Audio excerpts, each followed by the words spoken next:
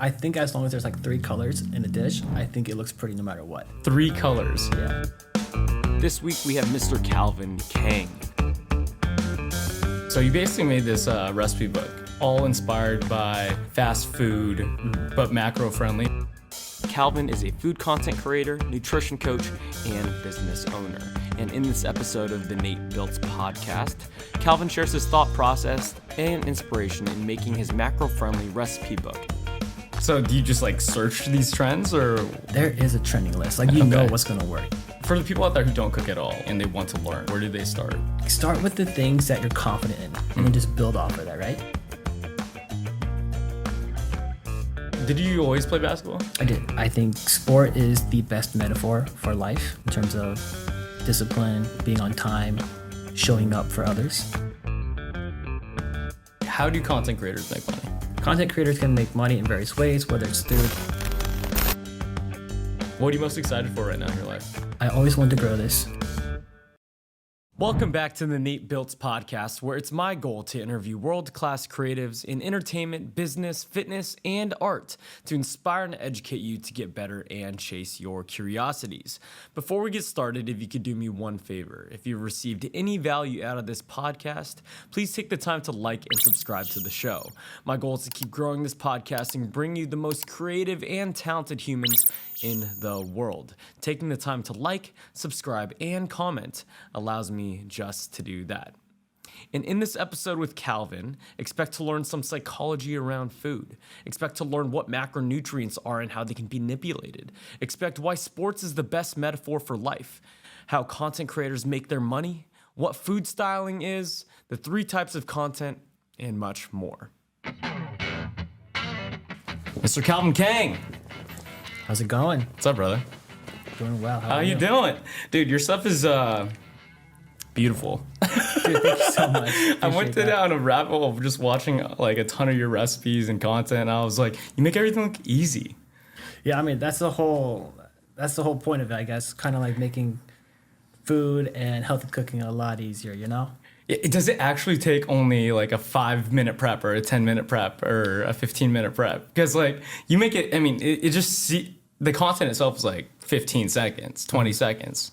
Yeah, so I don't add in any cutting parts or like any of the prep parts because that looks like too overwhelming for most people. Sure. So I just kind of skip over that and then we just go straight into it. So if you have all of those ingredients already prepped, it's a lot easier. What do you think makes it so aesthetically pleasing and captivating? Because there's a lot of people out there who like make food content. Yeah, lighting, obviously the space is really important. You know, there's this trend on Instagram where like a lot of these immigrant households, like the kids can't shoot a video there because of their immigrant parents have like a non-aesthetic kitchen. So like they can't do it, you know? Like they're not allowed to? What do you mean? They're not allowed to, but like it looks bad on camera. Like the wooden cupboards and like all the messes and like books all over the place. And versus like your space. Yeah, which is like aesthetically pleasing. Yeah, like just clean, minimal, you know? I didn't really think about that. Yeah. Because like my mom is from Laos and she's Vietnamese, and I grew up like with pho and like these really authentic dishes, right? But it wasn't never aesthetically pleasing. Yeah. Well, in terms of aesthetically pleasing, I think as long as there's like 3 colors in a dish, I think it looks pretty no matter what. 3 colors. Yeah, 3 colors. Like that's why people gravitate. Can you give me an example? Give me an example. People gravitate towards margarita pizza, pastas, and those do so well on social media because they have 3 colors: red, white, and green, and it's just so vibrant, and people are attracted to that. How do you know that? Trial and error. Okay. And that's why people love garnishing. Okay. It's garnishing. I mean, it's the same thing with cocktails. Yeah, exactly. Like every time I have a cocktail, I always put a dehydrated fruit because it makes it look cool. Yeah. And it doesn't really do anything for the taste. But there's like some bartenders out there that get mad because if the garnish doesn't do anything for the cocktail, you know, like for example, a lime wedge. Mm-hmm. If you want the cocktail to be a little more acidic or sour, you could use it. You know? Yeah. Are food people like that as well? I mean, it elevates the experience, you know? Okay. Like, you eat with your eyes first. Sure. So, if it looks good, you're going to just kind of it'll just connect together. Have you ever studied like the psychology of like food? A little bit, not like professionally or anything like that, but you could tell from analytics or something like that, right? Yeah, 100%. So what are some of those? Like, what are some things that like keep the person looking at your content? Because for me yesterday, I was like, I don't know why. Besides the 3 colors, it would have to be trending stuff. Are you talking about sounds? Sounds can be a part of it, but mostly it'll be like the type of food. So like if you make 3 things that go viral on TikTok, I feel like, especially on the Asian side of food. So are we just talking about TikTok? TikTok, Instagram, whatever. Are they usually similar in terms of trends? They are kind of similar, yes. Okay. For food at least. Okay. Yeah. It'll usually be like fast food items, such as like the Big Mac taco that went viral over the summer. Yeah. I feel like any kimchi dish goes viral. Everyone loves kimchi. I know. It goes crazy. Beef Wellington always does well. Okay. You know? Japchae. So is there like a trending list, or is this all like trial and error? There is a trending list. Like, you know what's going to work, you know? So do you just like search these trends or what? You have to search those trends, but at the same time, you have to also execute it too. Okay. You know, it's like you have the playbook, but like, how are you going to make it different? How are you going to elevate it? How are you going to capture the person that's going to watch it? Yeah. I guess we rewind, like, how did you get into like making aesthetically pleasing food videos that are nutritious and for fitness people? Yeah. So, I mean, like, they used to be honestly like total crap. Like, I was using like the front side of my camera. Sure. Of like a phone? Yeah. Okay. And I started during the pandemic when I became unemployed after basketball. Okay. I played basketball was recently, right? I ended that in 2019 when COVID happened. Okay. Yeah.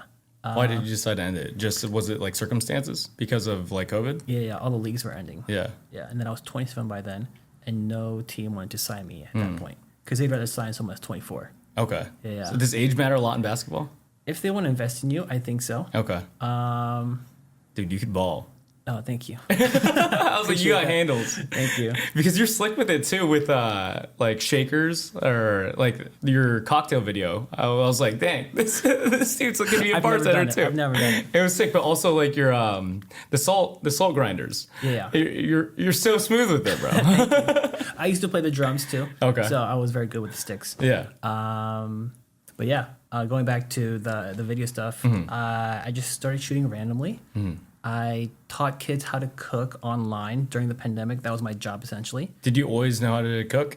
I knew how to cook as a home cook. Okay. But never like professionally taught or like learned. Okay. So who taught you how to cook? My mom. Okay. In high school, just helped her out in the kitchen, and then just kind of picked it up in college after. Did you love it, like when she was teaching you? It was therapeutic. Okay. It wasn't necessarily like. Was it forced upon you? No, it wasn't. Yeah. So you were like, "Can you teach me how to make this, Mom?" Yeah. Okay. Or like I'd watch a lot and be like, she'd be like, "Oh, you gotta learn this because like you're going to college next year." I'm like, "Oh, okay." Oh, you gotta cook for yourself at college. Got to. There's a lot of people who in college like don't know how to cook.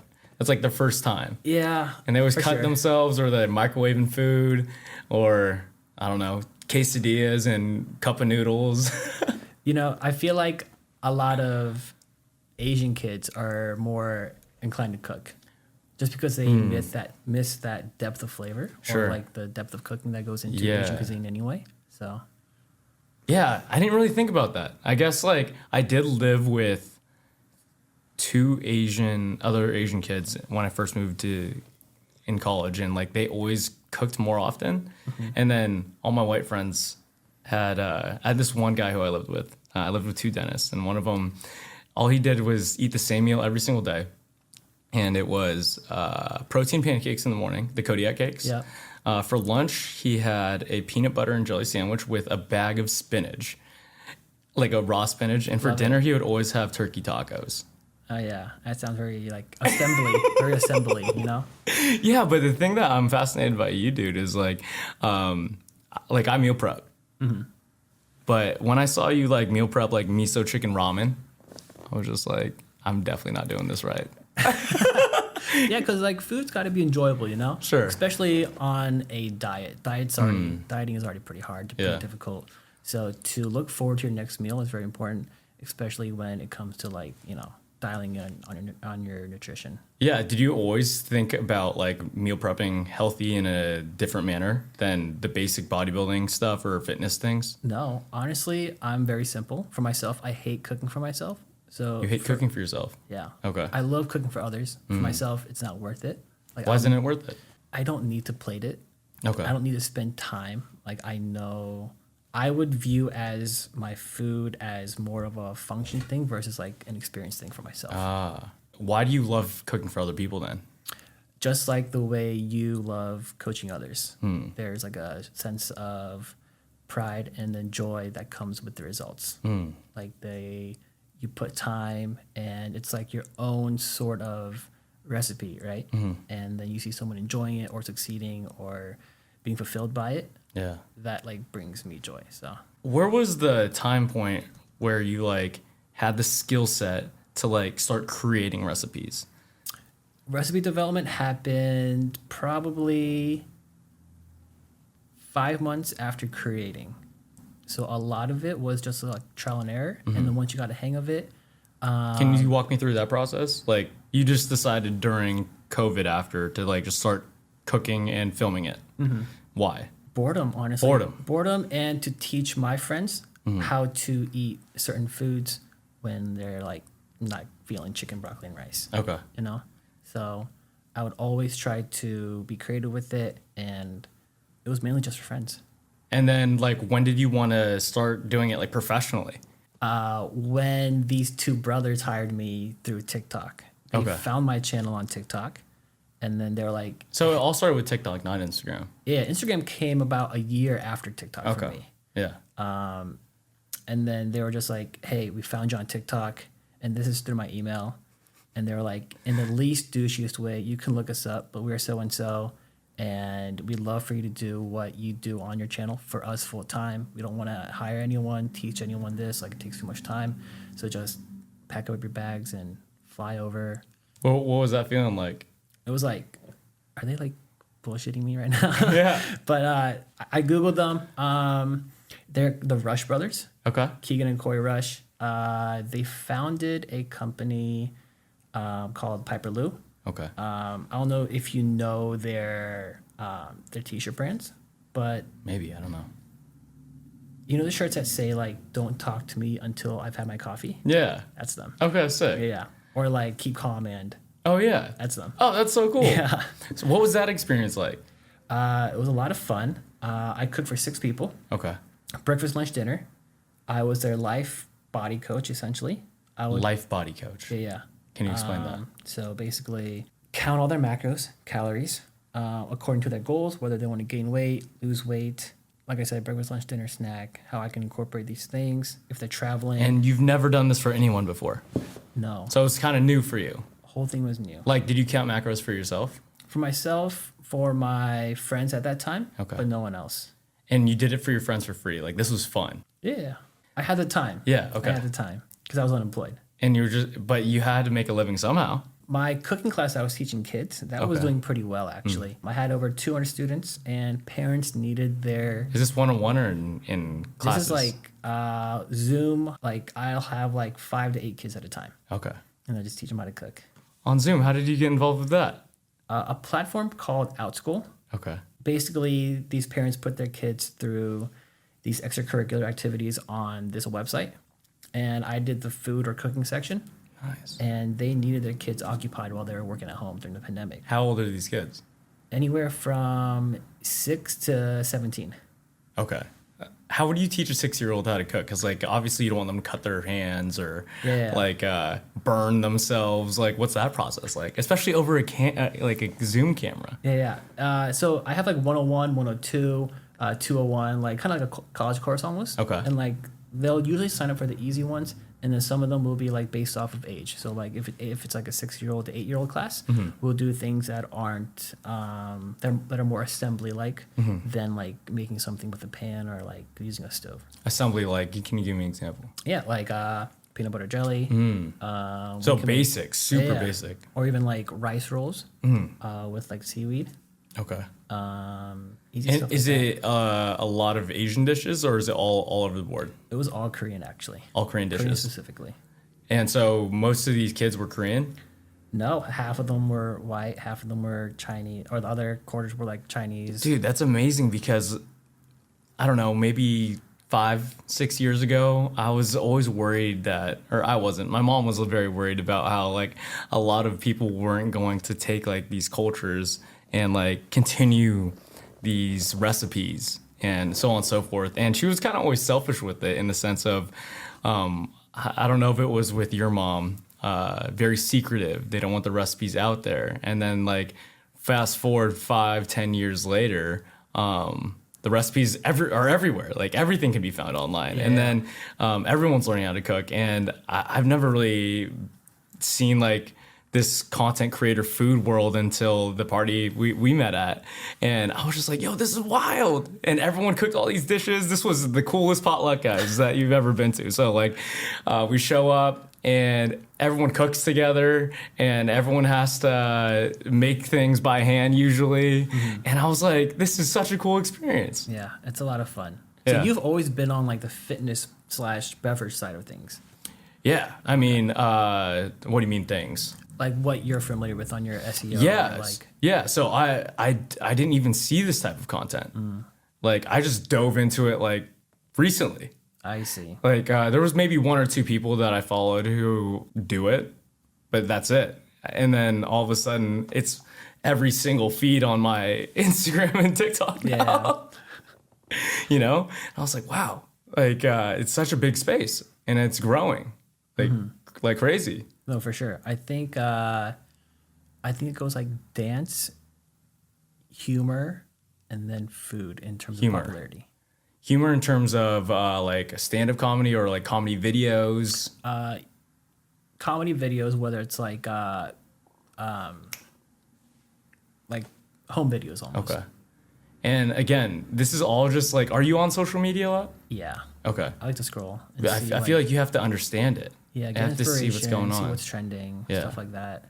So rewinding back to working for the Rush Brothers, what was your like day-to-day like? Like you just dropped your friends and family and moved to North Carolina? Basically. Was that scary? It was scary. It's my first time out of Chicago as an adult. Okay. So to have a new job in a new setting, different time zone, it was an adjustment, but it was a lot of fun. Day-to-day, wake up around like 6, prep for the fellas, depending on what they needed for the day. Cook breakfast for them, and then go to the other house and cook breakfast. And then after that, it'd be go to the grocery store. Did you enjoy every part of it? I did enjoy it for the first 8 months. Okay. Yeah, it was a lot of fun.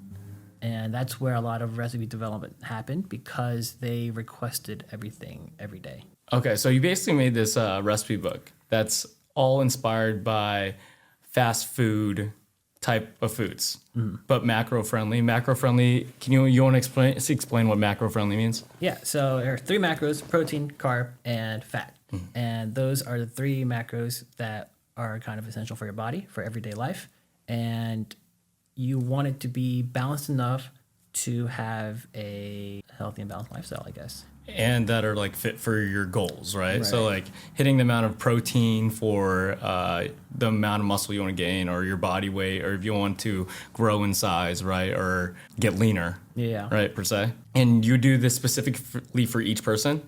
Yes. So did you have like balance sheets for each of them, or Excel sheets for each person, their weights and everything like that as well? Yeah. So I knew all their likes, dislikes, allergies, their body weight, what their goals were, their day-to-day schedule. And I just followed that accordingly to their nanny, brothers, sisters. That is so crazy. Sometimes their kids. So to the people out there listening, how do you make a burger that is low calorie, high in protein? And that's like, because all the photos that I've seen from your book, like they look like the actual foods at these fast food places, like In-N-Out or Chick-fil-A or Taco Bell. Yeah. So I mean, like same exact thing. The only thing would be you just get a leaner beef, and the bun would just be a low calorie or a keto bun. So what's a keto bun? Keto buns are more pea protein based. Okay. Versus like flour. So they're a little bit lower in calorie, more fiber, and can taste kind of funny, but if you toast it, you can't really tell the difference. Funny in what way? I don't think I've ever had, Cardboardy. I don't even think I had a pea flour. Like cardboardy almost. Yeah. But if you toast it, You can't really tell. you can't really tell. Yeah. And then once you like combine everything together, like the cheese, beef, the veggies, sauce, you can't even tell. That's crazy. How did you like come up with the macro-friendly recipes? Like, how do you trial and error? What's the creative process behind that? All those recipes that you see in the book, they are just, I've never had to trial them. They were just done the first try. So like I knew they were gonna work out. How did you know they were gonna work out? Because I knew how much of each ingredient is needed to make a specific item. I know how the flavors work together. And so... And it was through this process, through cooking for these guys, that you developed, I guess, your skill set? Did you know how to, like, cut cucumbers or, like, cut, like, broccoli or, like, you know what I'm saying, knife skills or, like, all the chef skills? Yeah, like that part? Yeah. And that was through your mom? Not per se my mom, maybe the basics. Okay. But I had to teach myself how to hold the knife correctly, all the different cuts, all the different chops. Not as fast as Wallace, but... Yeah, Wallace was fast. Yeah. And he was shaking this table like crazy. For the people out there who don't cook at all, like, and they want to learn, like, where do they start? Start with the things that you're confident in, and then just build off of that, right? So if that may be like making spaghetti and meatballs, like start with that, and then as you progress, and then as you learn more recipes and trial and error different things, you're going to learn the technique, and you're going to start repeating it as you continue to be in the kitchen. So I guess at the end of the day, just eat out less. Eat out less, and then just cook the things that you want to cook, right? Yeah. And then be less bad each time. Exactly. Do you believe in passions at all? 100%. Or do you just believe that there are things that you're interested in and you do it long enough and you get good at it and therefore you're your passion? I know so many doctors that are good at what they do, but they dread going in. For example, did you think cooking was your passion right away? Because, like, for example, I didn't like fitness in the beginning, but I liked it the more I did it. And over the years, it became a passion. I guess you like something as you get good at it, right? Yeah. You're like, oh, I guess I'm pretty good compared to this person. Yeah. But I feel like that's like your competitiveness versus like a passion, right? What do you mean? You like being better than someone at something. So you're like, oh, I'll just continue doing it because I like this feeling of being better than someone, you know? Yeah. And so, and then it becomes a passion? Not really a passion, but like it just becomes like an identity, or like it like became something that like you are known that brings for, you income. And that brings you income. So is cooking a passion for you? I love food. Okay. Cooking, I enjoy. I wouldn't say it's a passion. Like I would not lay my life down for it. Really? That's interesting. Yeah. So it's like you like eating good food. I love eating good food. I love food. I appreciate it. I love the process. I respect everything that goes behind it. But my passion probably would be in basketball. Yeah. Okay. Let's talk about that. Like, how was the switch from basketball to, I guess, social media so quickly? Like, that's a big life change in just a few years. Yeah. Honestly, basketball wasn't bringing in money. Yeah. I got a few offers from overseas teams. They weren't any like big leagues or anything, but the highest offer was $1,300 a month. What? That's not a lot. That's not a lot. And I had to cover some bills already back in Chicago if I were to commit. So like I feel like $800 of that would be like towards Chicago bills. That's borderline. Yeah, you're broke. You're broke. Yeah. But like it's a resume builder league, you know? Sure. So like did you always play basketball? I did. If you guys want to go check out Calvin's socials, the dude could ball. Like your dribbling and shooting skills are insane, dude. Thank you. So how did you get into basketball? Basketball started at a young age, and then played it throughout high school, college, semi-pro, and then got my shot at a few showcases, and was able to see a few of GMs of a few teams. What's a showcase? Showcase would be like, let's say, like a tryout for teams that don't know you. Okay. Almost like a expo for people that are trying to like get a job at the next level. Okay. Yeah. And what did you love about basketball as like a kid? I I would say the life lessons it teaches you. What has it taught you? I think sport is the best metaphor for life in terms of discipline, being on time, showing up for others. I think that's the biggest thing. And I think all those things combined really defines a person. Yeah, there's you could always tell who's played sports growing up. Yeah. Because they're very responsive. They show up on time. And the time thing, at least for golf, my golf coach was like a weird guy. He was in the military. He was a Marine. And he would always say, if you're 5 minutes early, you're 10 minutes late. And if we were 5 minutes early, meaning 10 minutes late, we would run around like the golf area, like as a team, which was ridiculous for golfers, guys. Yeah. But I don't know, was that similar, like kind of like structure for basketball? Yeah, probably even more cardio based. Okay. Yeah. What's the importance of like those skills? It just applies to everything, right? Like it's about being selfless, about being there for the next person. Like you're on time for your teammates and not necessarily for yourself. You're being relied upon, essentially. Yeah. So to be a reliable person, I guess. How does that, I guess, parallel to what you're doing now? Just showing up every day for something that you may not feel like you want to do. Yeah. Like things can get hectic, overwhelming, or tough.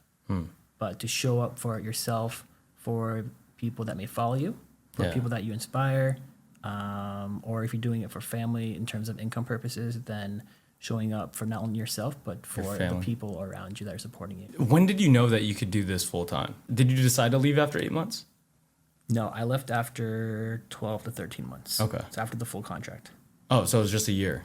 It was a year contract and then possible renegotiation. Are you allowed to talk about why you left?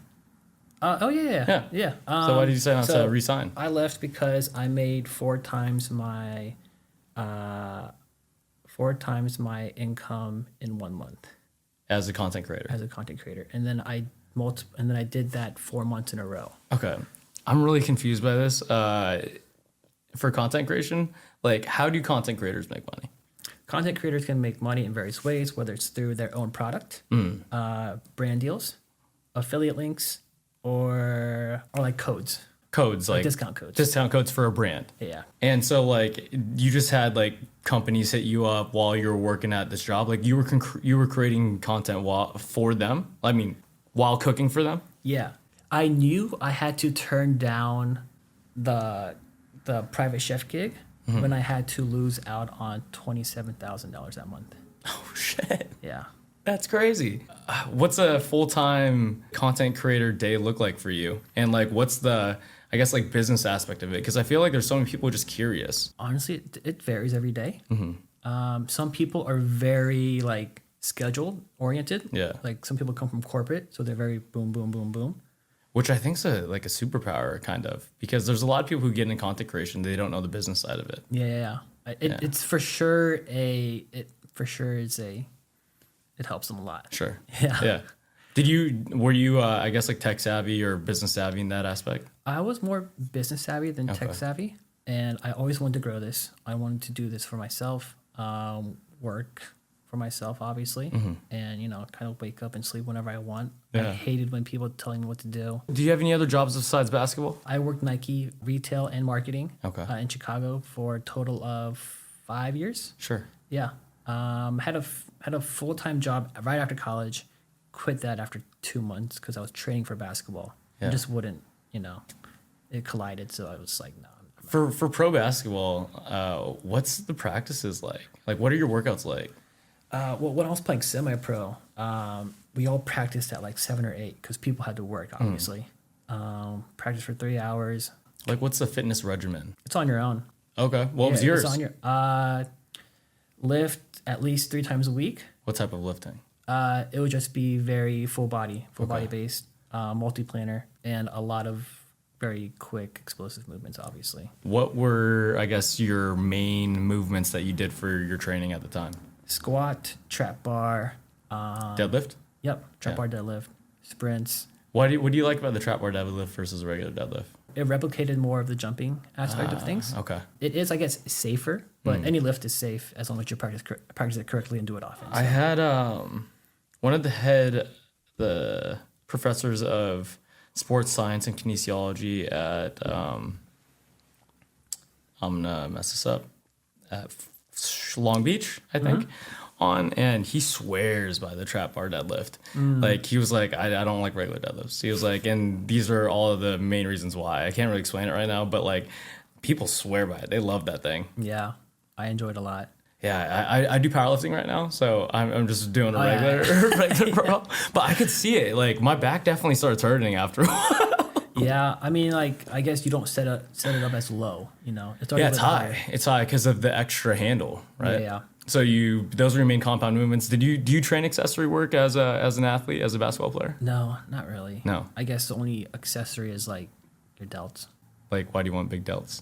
There's a thing in basketball called the eye test. Okay. Yeah. So the eye test is very important, and Jeremy Lin did not pass the eye test for a lot of reasons. Okay. And I'm not saying his delts are small or anything, but like eye test. Eye test is very important. Like for your eyes. No. Eye test like can you hoop? Like right off the bat. Like just looking at them. Oh. The eye test. Like it's similar to like a casting audition. It's just like a dancer's height is not good, or like they have brown hair.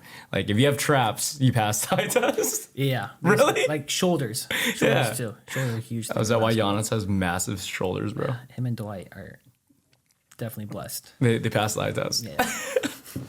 Do you still play? I still play here and there. Okay. Nothing like crazy, but I like to play competitively still. Yeah. Yeah. For the day-to-day business stuff, like what has it taught you being your own boss? The toughest thing would probably be the amount of rest that you can get. What do you mean? Like there's so many moments where you cannot work on something and that you can kind of feel kind of complacent and just content with where you're at. But you do need to grow because like the biggest thing about owning a business is not just getting there, but also maintaining it. Do you know who Alex Ramosi is? I don't. No, he's a big like entrepreneur guy on YouTube and social media. And he's like, the goal of fitness is to stay fit. The goal of business is to stay in business. Like there's these infinite games that like are just meant to be played for as long as possible. You know, they're like once you start just like funding it, it's just like a system. Like the goal is to keep the system alive. You know, do you think social media is going to go away? I think it's slowing down right now. Actually, why do you say that? I think people are just they know what's on social media now. Sure. Like after pandemic, they're like, okay, like this is on there, that's on there. Yeah. People know it's going to be available. Yeah. And I feel like now they're just like, okay, we're kind of taking it for granted now. Like we know it's there. But I think this will be the year where a lot of content creators either get left behind or they grow. So how do you pivot and how do you grow? Changing with the platforms you're at, changing styles, providing more or different type of content. It can be still similar, but kind of like, I guess, reinventing yourself. Sure. And I think Gordon Ramsay does a great job at doing that. Yeah. Yeah, from his Hell's Kitchen to his restaurants to X, Y, and Z. He does all of the trends. Like he went to TikTok. He's on Instagram. Like outside of Food Network, like Bobby Flay, you don't hear him as much on the social media side. Sure. Andrew Zimmerman are like these old school cooking people, right? Yeah. But Ramsay has really been able to kind of adjust and get to every platform and just kind of, I guess, capitalize on the times, you know? Dang. I don't really even think about that. I feel like a lot of people just like consume this content without like seeing the back end of it. And like, how do you find these statistics or like these people or X, Y, and Z? It was just me just like researching on like how or why these people are successful and how I can kind of apply that to what I'm doing. So I think Gordon was a very good person for me to follow. Yeah. You also like have your like hand in a lot of different cookie jars. You know, like you're in the coaching business too. You started making these books. Why do you decide to be so diverse? Like there's a lot of people who say that you should just focus on that one thing. Yeah. I guess I've always been taught if you only have one stream of income, you're one step away from being homeless. Yeah. So I was kind of took that to heart, and I've always wanted to be versatile in what I do. But like at the same time, everything I do kind of comes together because fitness is a lifestyle. Yeah. And life, food, fitness. Those two definitely go They hand do in hand. definitely come hand in hand. Yeah. If you're So basketball, real quick, when you dropped out, that was 2019. 2019. So that's 5 years ago, and that contract was $1,300 a month. Yes. And you just said you almost missed out. You missed out on a deal when you were cooking for the Rush Brothers for $27,000 in that 1 month. Yeah. How's that feeling right now? With like, oh, you could have made the decision to make $1,300 and play like this passion that you loved, and you decided to take this other route. You take the route less traveled because at the time, like, that was your dream. You looked up to all these basketball players, and now it's like significantly changed your lifestyle in terms of everything. Well, first of all, the league that offered me $1,300, I won't say which league. Okay. But they have a history of not paying on time Okay.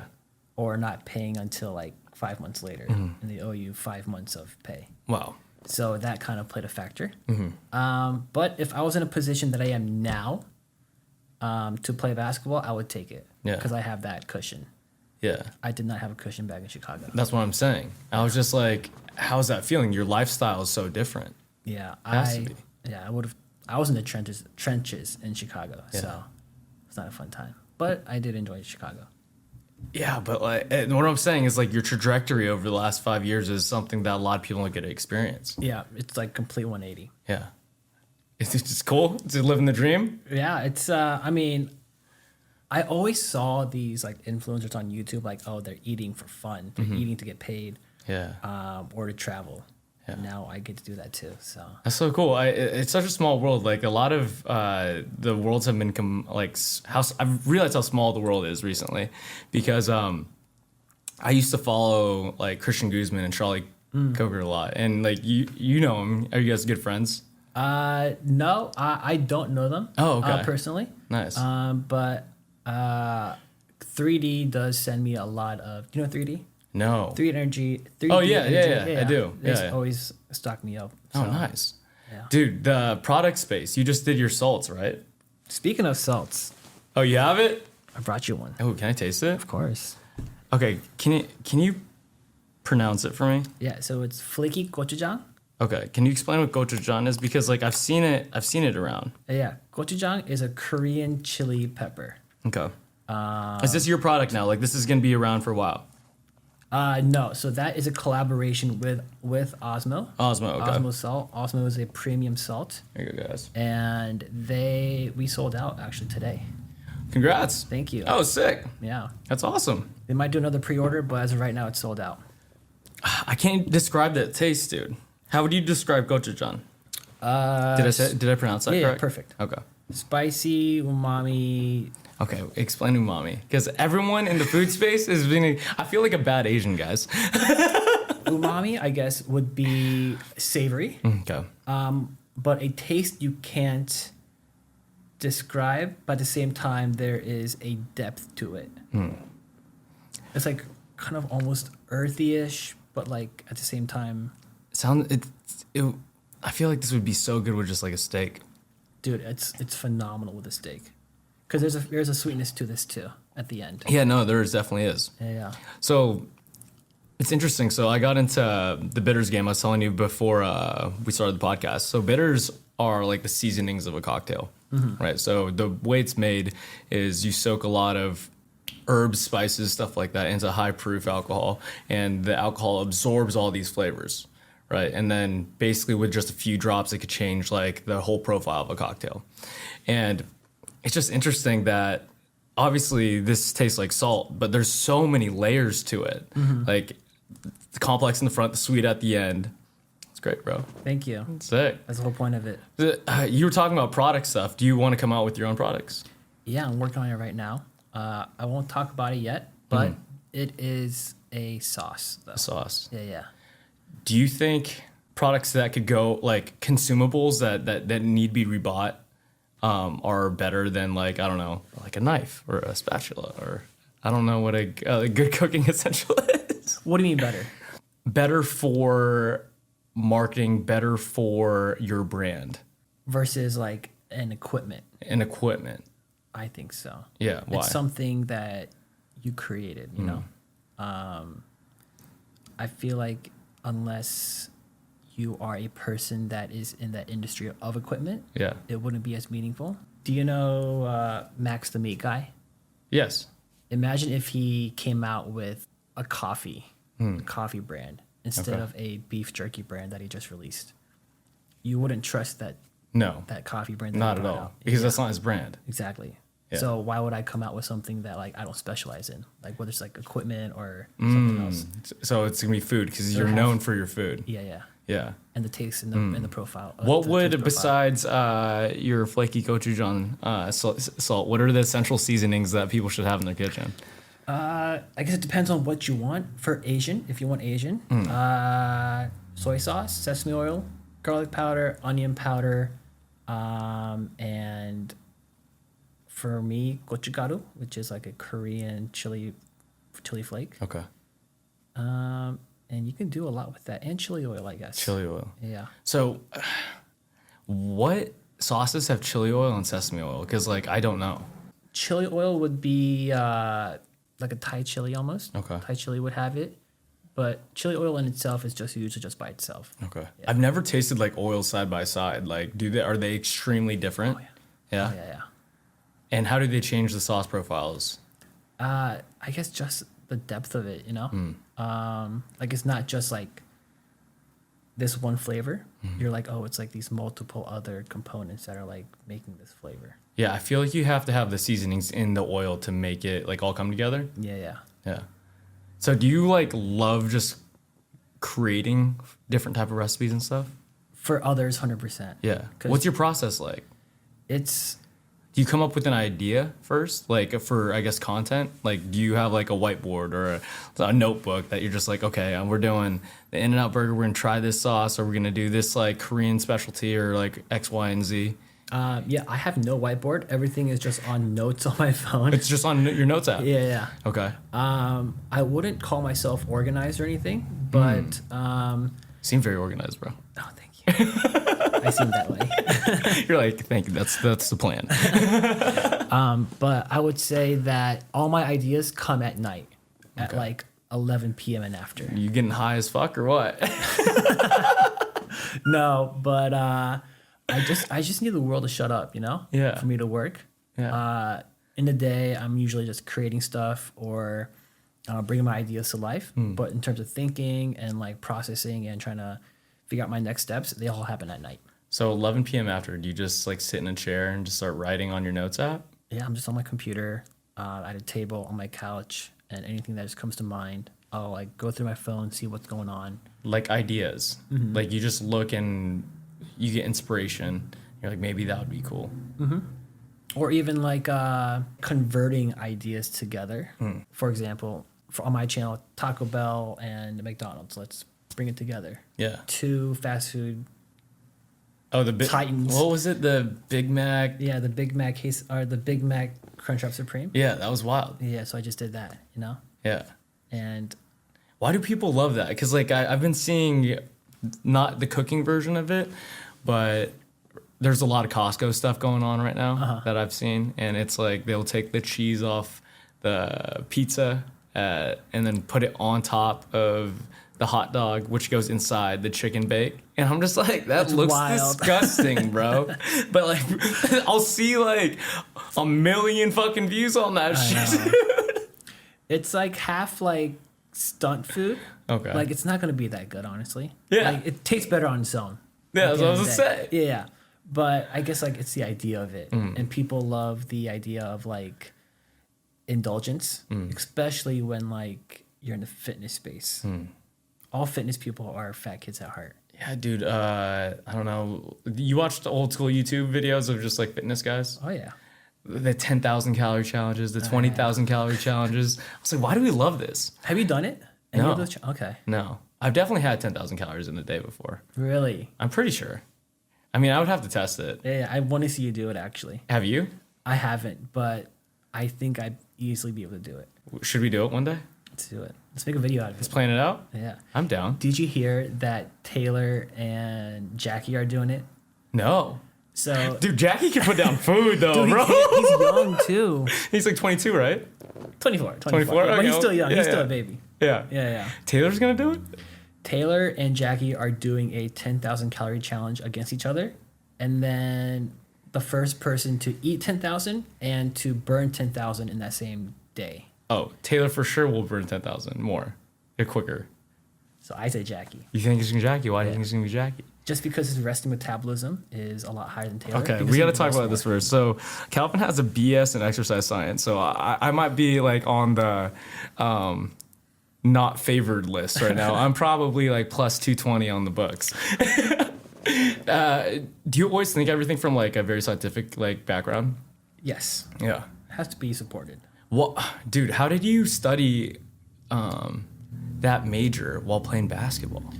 Let's say I didn't do well in college. You didn't? I didn't. No. Okay. I finished below a 3. Okay. Yeah. Like 2.8 to be exact. Any time I see an athlete with anything besides like a business or communications or something, I'm like, yo, these guys are built different, my guys. Yeah. Well, I wasn't a scholarship athlete. I didn't play a lot either. So I had more flexibility. Yeah. Yeah. And so you were just like, this is what I want to study? Like, was your backup plan to... Well, I didn't play all 4 years either. Yeah. So I only played 2 years. Okay. And I was able to just, I guess, get by with my schedule. And, like, graduation was my priority versus basketball. But, like, was your goal, I guess, like, backup plan to do something in this field? Yes, if I didn't have... Basketball. That bad of a GPA. That bad of a GPA? Like, I couldn't get into PT school with that, you know? I guess. Yeah. Really? Do they look at that GPA that much?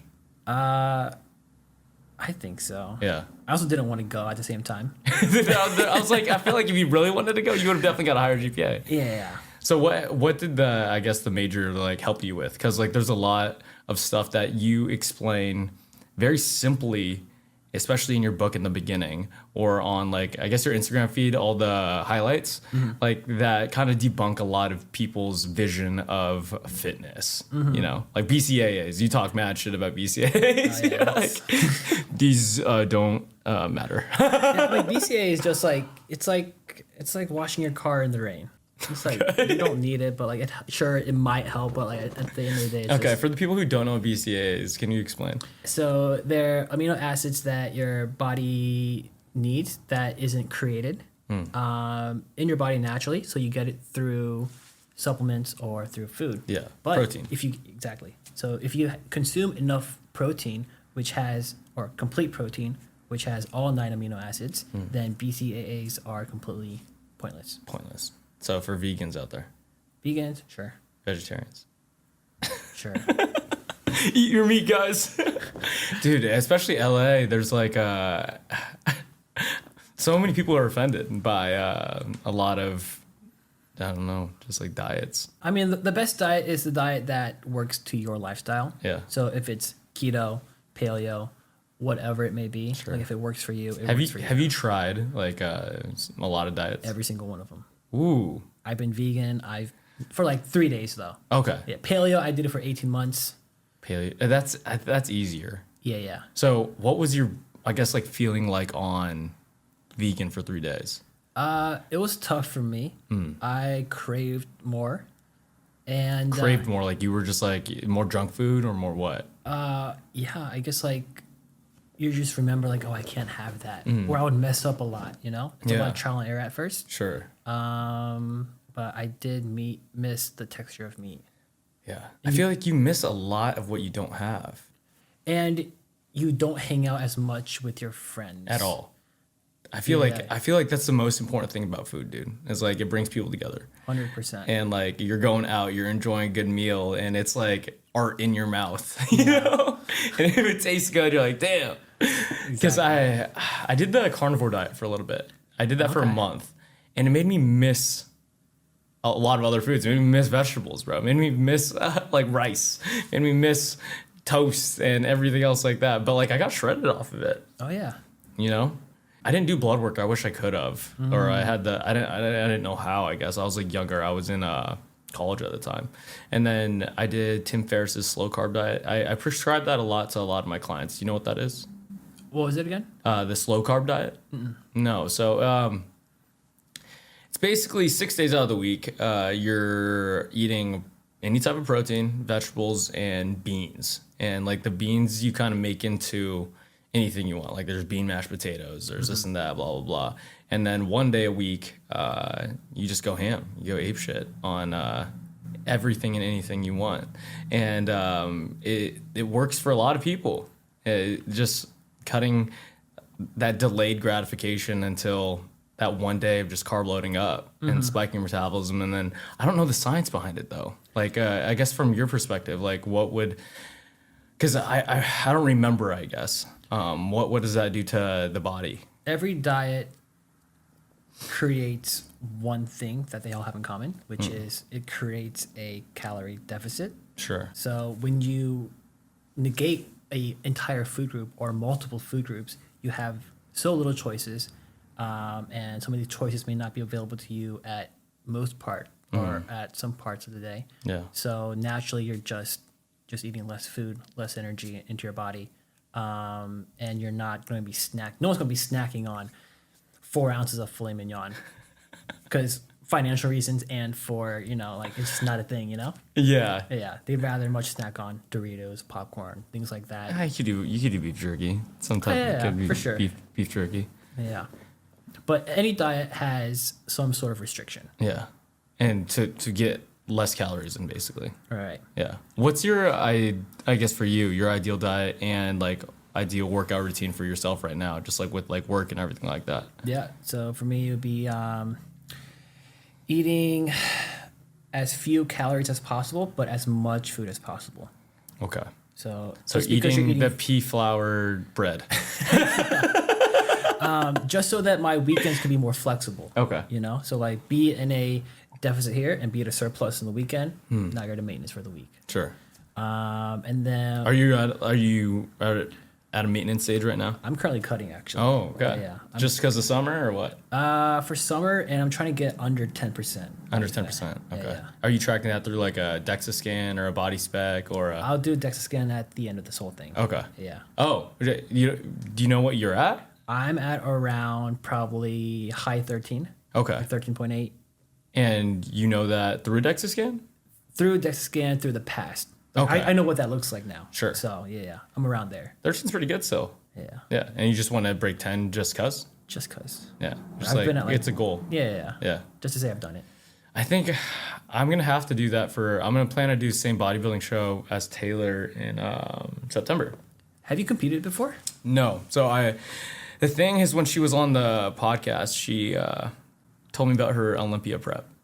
And it really inspired me because I was like, oh, like, what day did you cheat? Like, did you have one off day? Like, in terms of, did you eat one bad meal or have one bite of anything? No. Yeah. I was like, nothing? She was like, nope, not one thing. And I was like, what? She was like, no. And she explained it. She was like, I just turned the switch off. Mm-hmm. And I was like, I want that switch. Like, I was like, I want to feel that experience one time. I want to experience that type of discipline because I thought I was a disciplined person, but like that's a different type. That's like the uber discipline that not a lot of people have. Yeah, she's for sure a pro. Yeah, Yeah, for sure a pro, dude. And I was just like, there is levels to this shit of being a disciplined human. Like showing up on time, that's easy. That should be a bare minimum. But the thing is, there's a lot of people who don't show up on time. There's a lot of people who don't have the basic qualities that we've been taught in our sports. Yep. And I think that's why in those spaces that we were at, like everyone gets along. It's because everyone's like that. I vibed with every single person there. Did you know that less than 5% of this world works out? I did not know that. Yeah. But you think in your head that almost everyone works out because that's your community. Sure. Yeah. So like when you go out and about, like you're 5%. That's crazy. Yeah. Yeah, I don't think about that at all. I also think that I don't work out as hard as a lot of people, and I work out every day. 5%, really? But your hard working out is some people's like uber hard or not even, so it just depends on there's what your hard work is, yeah there's these trainers at my gym that I work at, they're training for a 100-mile ultra marathon race. Fun. And I feel like a little bitch every time I go out and run with them. And then I worked out with Taylor, and I did her bodybuilding workout for the day. And I was like, God. Was it a full body or It was legs. Oh. It was legs. You had a fun one. And I was just like, this is so hard. Yeah. It's like the reps and everything. And like, I'm sure someone would feel that way training their powerlifting day with me. Yeah. You know, but it's cool to see everyone's like interest or their main priority of everything, because they're going to be good at whatever they're focusing on, right? Mm-hmm. You know? So there's just a lot of people focusing on really cool things. Yeah. I'm inspired by everyone, dude. Like, that's why I love this podcast, is like, I get to learn from anybody and everybody, because I feel like everyone's experienced some part of life that I can learn from, you know? For sure. Yeah. So what's the fitness routine like for you? Fitness routine would be lift. You're also really strong, bro. When you put up the 100-pound dumbbells, like, I was like, yo, what? Thank you. I don't look strong, but I guess that's like... Why do you say that? I feel like you wear baggy stuff too, though. Yeah. But like, I feel like I don't look like I can lift, I guess, 100-pound dumbbells or like squat like 345. I guess I have like what's it called? Sleeper's build, right? Is that what they call it? I get that comment a lot too, though. Like, you're a lot stronger than you look. And I'm like, thanks, dude. Sleeper's build. I was like, is that a compliment? Or are you being an asshole right now? But fitness routine, it goes upper, lower. 4 days a week? 4 days a week. 3 off? 1 or 2 off. Okay. The other days I'll be playing tennis or basketball. Tennis. How did you learn tennis, bro? Tennis was one of my main sports in high school. Okay. I was all-state in Illinois. Oh, wow. Fact. I got offered to play at Marquette. Marquette was my only D1 school that I got offered for. Why did you just decide to do basketball instead of tennis? Long story again. We got time. Basketball was secondary. So tennis was first. I was a walk-on for basketball. Yeah. For tennis, I got recruited. Most of them were like NAIA D3, D2 schools. And then the only D1 offer was Marquette. And that was a preferred walk-on. So it wasn't even a spot. Yeah. And so I was going for the dental program, and I was on their waiting list. I was like in the C waiting list. Dental program for that college? Mm-hmm. But he moved me up to the B waiting list. Okay. And then I just didn't get in. And so I was like, all right, it's too late to commit to tennis anywhere else. So I didn't want to. So for me, my mindset was like D1 or nothing. So I just didn't play anywhere. Maybe I'll go somewhere next year. Yeah. Went to Loyola instead. My parents wanted me to go LMU? Sorry, Loyola Chicago. Chicago, okay. Yeah. But still Jesuit. Yeah. It was like a prestigious school in Illinois. Sure. It's a prestigious school here. Yeah. My mom wanted to show off to her church friends that her son got into Loyola. Yeah, dude. Parents like that. Yeah. They like doing that. They do. Do you think you would do that for your kids? No. I think it's different now, right? The culture's changed. Yeah. And we know better. We know the American culture. Yeah. You know? Okay. Do you think it's just that immigration mindset? Yeah. Like, oh, look, he went to this school, or like he's this occupation. Yeah. You know? Did your parents, were they a fan of you like pursuing basketball? No. No. They were not. My mom did support it though. Sure. But they were not fans of it. Yeah. Yeah. What was that feeling like for you? Because for me, I did the same thing. Like my parents supported me, but they weren't fans of it. Yeah. You know? I mean, you understand where it's coming from. Sure. They just want the best for you. Mm-hmm. And I do agree that it's not a likely chance that you'll make it big. Mm-hmm. But like, I just didn't want that, like, what if by the time the regret. Exactly. I pursued professional golf until I knew I was like, oh, I'm not going to get there. Like I told myself like I worked this hard and like, oh, like it's still not happening. Like I know I won't look back and be like, what if? Yeah. Yeah. I'm glad you did that. Yeah. I'm glad you did it too, bro. Yeah. It's a good feeling though. Because like, I feel like a lot of people do that in life. Mm-hmm. Like when I talk to older people, like especially my grandpa sometimes, he was like, I wish I did this differently. Mm-hmm. And I was like, I don't think I have anything like that. And honestly, that process that you went through will follow to the next thing that you're going to pursue. Everything, right? So I mean, like, it's not. And you just continue to do it. Yeah. It's almost a win-win in a way. In a way. Yeah. And so like, what about the food stuff? Like when you started doing TikTok.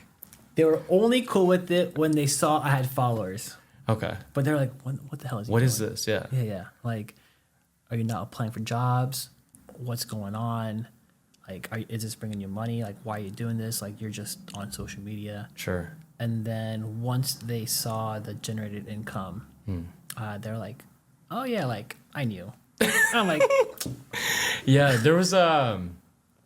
Again, this guy, Alex Ramosi, is like, people only root for you when you've already won. Yeah. And in the growing phases of whatever pursuit it is, like, you just usually have one clap in the arena. Yeah. And it's yours. And it's one clap.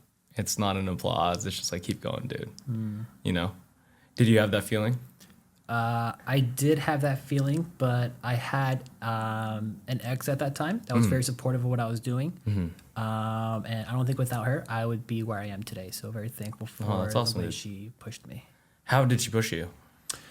I guess me not regretting what I'm doing and kind of like having validation from someone that was important in my life at that time. Yeah. You always kind of need that someone in your life, Yeah. whether it's like a spouse, girlfriend, mom, dad, brother. Yeah. Like, how long did it take for your stuff to blow up? 2 months. 2 months? Yeah. Oh, and how diligent were you working? 3 videos a day. 3 videos a day. Were you posting 3 videos a day? Yes. You're posting 3 videos a 3 day. videos a day, yeah. So were you cooking and posting 3 videos a day? So I cooked 3 recipes, edited 3, posted 3. Yeah. What inspired you to do 3? Boredom. And it was fun. The whole process was fun. It's like, I don't know, building Legos.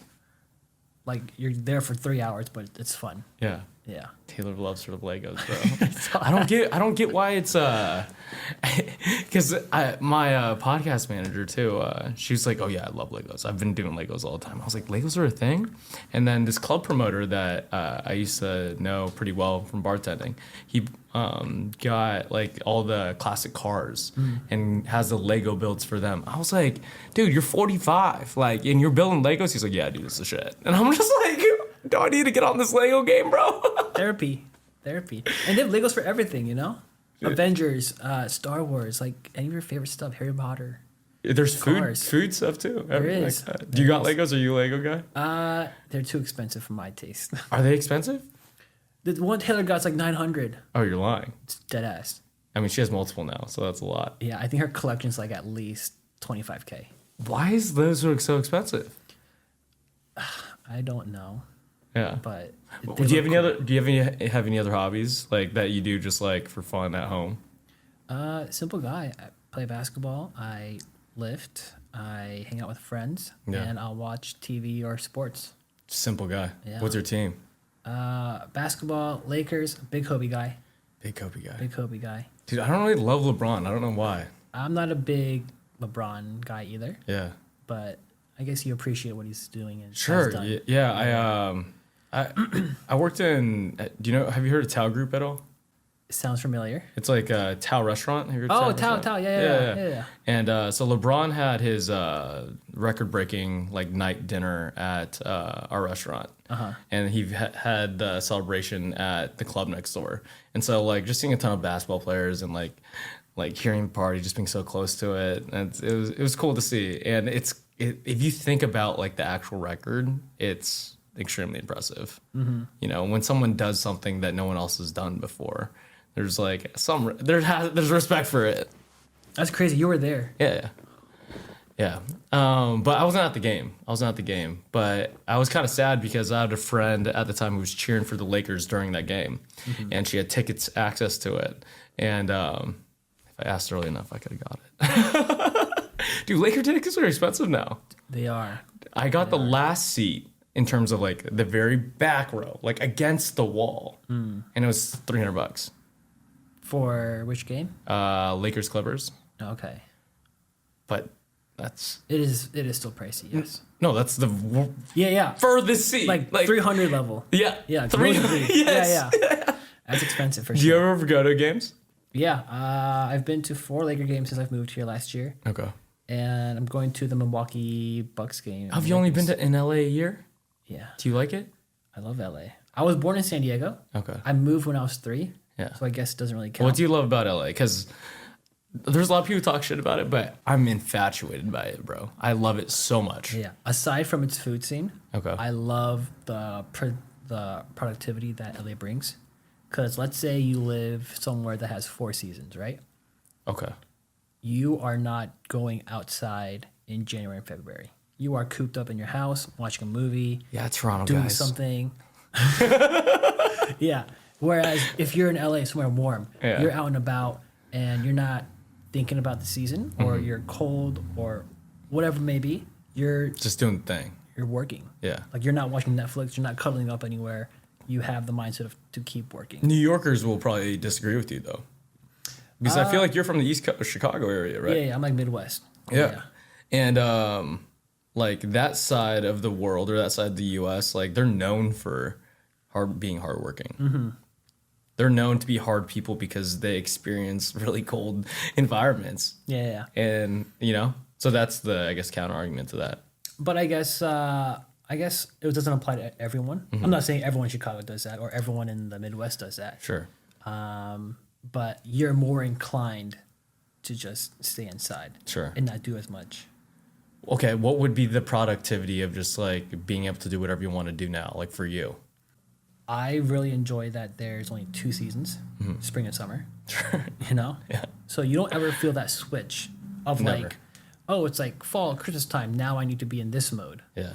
Versus like summer, spring, it's always like you have 1 or 2 modes essentially, or even just one. Yeah. And you just never switch that off. Yeah. I feel like Christmas time, people kind of turn down. Like, oh, end of the year. Here or just Elsewhere. elsewhere? Yeah. Yeah. Like people turn down a little bit, like work's almost done, celebrate here and there. But you don't really feel Christmas spirit in LA or in California. Never. I didn't decorate. I felt bad. Yeah, same. You didn't decorate? I didn't decorate at Every all. time I see, well, all the people who I know who decorate are from the like Midwest. Yeah. And who live in LA. And you walk in and it's like very, Midwest vibes. Very homey. Very homey vibes. But do you like live for the weekends at all? Because you said you eat very good until like most of the week to go out on the weekends. Is that kind of like your schedule for yourself? No. During the weekends, I don't treat anything any differently. Yeah. If anything, I have more people available. That's the only difference. To do collaborations or what? Just hang out. Or just hang out, right? Yeah. People with like regular 9 to 5 jobs. Yeah. Did you find your community pretty well in LA? I did. I met a lot of great creators that are friends now. Sure. People like you, as well as people that I already have known before that moved here before me, and some family that is out in like OC. Okay. Yeah, you said you might be moving over there. Yeah, we'll see. We'll see. It's a little bit quieter, a little bit cheaper, but yeah, I like it. Then K-Town. Yeah. Dude, that's one thing that I love about out here. There's people interested in everything. There's pottery classes out here for people who love pottery. There's like art. There's like, for me, I'm in this really weird, I don't know if you want to call it a cult, but we run like barefoot and in these sandals in the mountains, and we will run at night. Like my buddies just ran a 24-hour straight. Wait. I saw that in your story. Yeah. Yeah, dude, and it's the coolest thing. If you ever want to come, you're welcome. But just after the rain, we were running 2 days after the rain in the Verdugo Mountains in Burbank, and you look over the entire city and it's just these lights and it's clear as day because there's no clouds, there's no smog. It just rained a lot, and you're just on top of this mountain with some of your coolest friends, and you're That's just dope. Yeah, dude, it's cool. That's a good environment. It's a great environment, great vibes, supporting each other, and like it's hard as shit. It's physically like, how you were talking about basketball in terms of like, I don't know what I saw from you. You were talking about how you don't like the treadmill or you don't like the elliptical or something like that. Yeah. I don't remember. I was looking through your stuff and you're like, I just rather get my calories doing something. I mean, burning calories doing something fun. Like I love basketball. I love tennis, and you'll burn 1,500 calories like through that. And yeah, I mean, running up a mountain with your boys, just laughing and joking around and just like dodging like certain things and this and that, like it's fun. It can't be a chore. Can't be a chore. Yeah, it has to be fun. That's what I think about fitness is like so many people want to get fit. I was like, yo, find something that's active, but it's enjoyable. Enjoy it. Like people that go to the gym 4 to 5 times a week, they enjoy it. They don't do it because they have to. Yeah. They enjoy it. Yeah, there's like other activities out there. Yeah. Like I found there's this, I don't know if you see it on social media, pogo hopping. Yep. Pogo hopping tricks and stuff. I was like, those are insane. I was like, how the heck do you get into that? Yeah, they're jumping like thousands of feet in the air, guys. Yeah. And I'm just like, not for me. The risk factor. The what if? The what if factor. Yeah. Are you a big thrill guy? Kind of. I have to be in the mood. Like, would you like jump out of a plane or do bungee jumping? Yeah, I'll do that. Like, what's the borderline? What's the line that you don't cross? I don't know. I guess you have to test me. Oh, okay. We're thinking about going. Have you heard of the bridge to nowhere? No. Okay, so there's this dope hike. The bridge to nowhere, and then you jump off this bridge. You go bungee jumping. I'm actually more scared of it than like skydiving. You know, just jumping off the bridge and just like woo, boom. True. Bugs and snakes, like anything involved with them, snakes. I probably won't. That's what it is. How do you make your videos entertaining? Because like the ones that you did with the collab with Wallace and Jackie, like how did you guys think of like, I don't know, like you looked like you shitted and it was ground beef or you know, how do you guys collaborate on that? Because I'm just like, how did these motherfuckers come up with this idea? I guess just like things that everyone thinks about while they're cooking, you know? I don't think about shitting while cooking. Or like, oh, like that looks like poop. Oh, okay. Right? All Or, right. like, what can we do with that? Or like there's 2 eggs on the table. Like, oh, balls. Yeah. Or like you see an eggplant. Obviously, you know what that is. Yeah. But yeah, just trying to build a theme with it, I guess. Yeah. Ours was more so like... Names. Yeah. Yeah. Names. And then like we were trying to add in like... we were Asian. So we try to incorporate something Asian with Lunar New Year coming up. Yeah. And so we did like the Asian... Happy New Year, y'all. Happy New Year. Happy Lunar New Year. Happy Lunar New Year. Yeah. And so we did the Crazy Rich Asian theme. Oh, yeah. All you guys did it. Yeah. Kind of. Yeah. It was so cute. Thank you. For anyone who wants to like get into the creating space, maybe with food, like what advice do you have for them? Be consistent with it. Yeah. Obviously, you'll hear that. Sure. But at the same time, I just lost it. I would say provide value. Like anyone can make a food video. Sure. Like if you're doing it solely for entertainment or to kind of boost your ego, like show your knife skill, or to like show that you can edit well, or to show that you can make this food look good, then most likely you are going to burn out or you are going to not reach an engagement. You have to do something that is kind of valuable for the viewer, or something that people can apply to their lives. What value do you bring to your followers? I bring recipes. Sure. That are easy, approachability, fitness tips, I guess, and just I guess making food look good too, like fitness food, you know, aesthetically pleasing. Yeah. How did you get good at videography? Because there's a lot of people with good cameras. Yeah. Me, I have like an A7 III that I don't really know how to use. I'm trying to get it. I just used it the other day to like film a few like fitness stuff, but I don't know how to work this piece of equipment. It's all about angles. Okay. You can't do the angles that everyone sees every day. For example, don't take a picture up here anymore. Yeah. Like, this is how everyone takes a picture. Take it down here. How many people take it down here? You don't see it a lot. Yeah. Like half of Instagram pictures are up here. Yeah. So find those angles that people don't use. Because it's different. Yeah. Okay. Like, oh, how can I get that angle? Yeah. Oh, it looks professional because... Like, are you good with iOS? Are you good with, like, F-types, all that stuff? I'm like, okay. I know there's a lot of people better than me. Okay. Yeah, so, like, you don't need to know everything about a camera to film good content. No, you don't. Yeah. What do you need to know? What your audience likes, what you like, your specific style, and... But the quality part, that's what I'm talking about. Because Like in terms of like, I don't know anyone who, I guess, at your level caliber of food content that films with a phone. You know? Have you filmed with your phone before? Yeah. What's your settings? I don't know.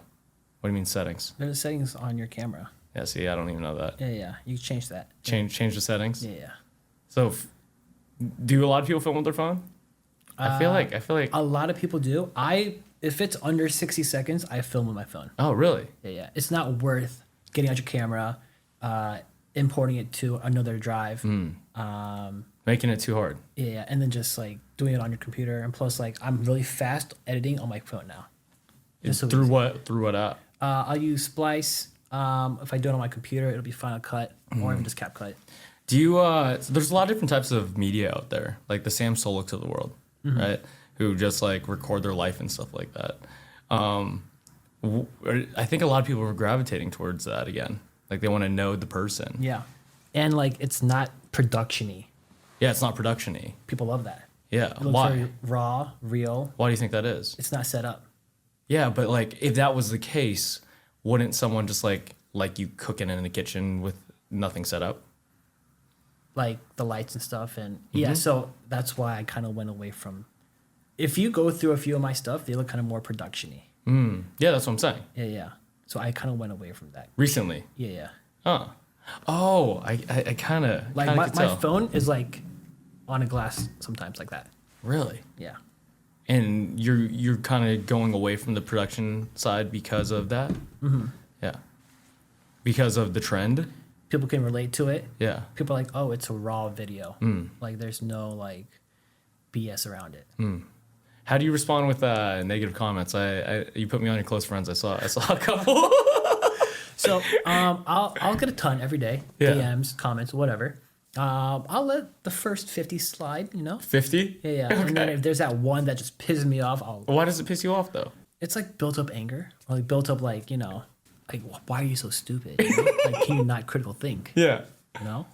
But Just dude, comment about I feel like with those people though, like they have nothing better to do. Like I feel like They don't. Right, you're right. giving them what they want by responding. Yeah, I'm also kind of petty. Okay. I like winning. Okay. And so I just, in that moment, I want to win something. You like want to win the argument or the conversation or the topic. Yeah. Or like I'll choose an argument that I know I can or will win. Just because like the other person just does not have a good argument. But what does that do for you though? Just you win it and you feel some sort of gratification that you won that argument? Kind of. Like I said, I'm very petty. Like you sound like you're prideful of that. Like you're like, I'm fucking petty, dude. I like it. I guess like if you're in the sports world, right? If you're good at something, you have to have some sort of ego. And so I think that's where it comes from. Yeah. I feel like we were talking about this today, me and a client, that everyone always loves and hates really good, exceptional humans. And we're talking about like the Kobe Bryants, Michael Jordans of the world, Tiger Woods, X, Y, and Z. And what qualities do you think that they have that makes them that way, that makes them exceptional? It would have to be people just don't comprehend what they're doing. Like if you don't comprehend it, you're not going to like it. Can you explain further? Like, let's say... because I'm just trying to relate it back to, like, you guys. Because when I talk to Taylor, or, like, you, I would say is an expert in your space, that there's something different that I can't really articulate deeply, but I just understand it from being around you guys. Does that make sense? I'm just trying to figure out the traits of these people. I guess it's... From your opinion. Like, what would you say? Especially from those types of guys, it would probably be just... the desire to work and to really master their passion. Like, what did you like about Kobe? You said you're a big fan of Kobe. Just his mindset. Like, if you're a loser in life, you're not going to understand Kobe. The way the brains work between those two people would not, just doesn't make sense, Sure. Like, you can't think that way. And when you don't understand something, that's what I mean. Like, when you don't understand something, you're not going to like it. Yeah. Like, a lot of people didn't understand global warming, like, back in, like, 2000, right? Yeah. They didn't like it. Now they understand it, like, oh, global warming. This makes sense. Yeah. Yeah. I feel like everything comes down to education. Yeah. Like, if you understand the work ethic of this person, you would respect them. If you understood, like, this recipe, you would like it. Or, like, I don't know. if that was a good example. Yeah. But or even like no one understood why Lululemon was so expensive in 2005. Everyone loves like Lululemon. Why is this $110? When did you hop onto the Lululemon train? I was early. I always loved it. Yeah. Because it's premium, right? It's premium back in the day. Sure. And then now it's like, oh, everyone's kind of hopping on that trend. Yeah. Aloe, Vuri. Yeah. Like all these guys are just like. I remember very vividly. I was 19 at the time, and I was dating this older yoga like girl who's just into yoga, and I walked in my first Lululemon store, and the guy section was maybe like 5 pieces, dude. And there was not one dude in there. Yeah. And it's crazy to see the evolution of it now, because there's the whole section for guys, and it's really good stuff. The Vioris, the Aloes, stuff like that. But for some reason, I don't really love working out in them, like at the gym. Yeah, it's more leisurely for us. Right? It's like leisure. Like I like wearing it maybe on a run, or like just sitting down, hanging out, this and that. But I just like sweats and a tank top. It goes back to your roots, I think. You trained in cotton tees and like different stuff. You feel comfortable in that, and you feel like you can only get a good workout in by wearing that stuff. I feel like you sweat better. I don't know. Yeah. But like when I go, so I'm a member at Equinox now, and like I'm like the only one wearing like cotton tees in there, bro. And like everyone's wearing their like, I was like, I could wear that, but like I just don't feel right working out in it. Yeah, I mean, if you feel good, you look good, and you do good. Do the That's thing. what it is. Yeah, but is your favorite form of cardio just basketball now? Sports in general. Yeah. Do you want to learn anything? Like I feel like people in the creative space always like learning new things. Like what are the things that you want to learn? I don't want to learn anything right now. Nothing. Besides just get better at the things that you're doing. Yeah. And, and that's another learning curve in itself. Sure. You know, would love to learn another language. Oh. Vietnamese specifically. Why Vietnamese? My girlfriend's Vietnamase. Oh, okay. Yeah. Nice. So. Dang. I only know how to count to. I think I know how to count to 10. What is it? Mo, hai, ba, bon, num. You know. I don't know. Oh, but I totally just butchered that. My mom's gonna be mad. My mom speaks fluent, and the only language that was in common by the whole family was just English. So I didn't really get to pick anything up. I was like, dang it. Because it's such a flex, dude, when people speak different languages. Like our friend Brian, who was at the potluck, he's an Argentinian white guy who speaks fluent in Chinese and Spanish and Italian. And I'm just like, yo, that's a superpower, dude. Yeah. Like the amount of, like you could communicate with more humans in the world. For sure. You know? Have you traveled a lot? I haven't traveled a lot. Like I said, I was very broke in Chicago. Yeah. And the only traveling you need a little bit of money to travel. And the only traveling I did was with basketball. Yeah. Yeah. But you have some money now, so like, where would you want to go to? Trying to go to hopefully Japan, Korea this year. Okay. As well as I've never been to Europe. Okay. Trying to be in Europe now this year. Yeah. Would love to see Spain, Barcelona. Yeah. I want to go to Spain, Barcelona. I haven't been out of the country since I went for the first time in 2022. And I hit Europe, and I hit all over there, and then I hit Japan last year. And you went around. I went around, and they were mostly because my friends had a wedding in Europe. We went over there, and my buddy's in the military in Japan, and we kind of just explored all those areas.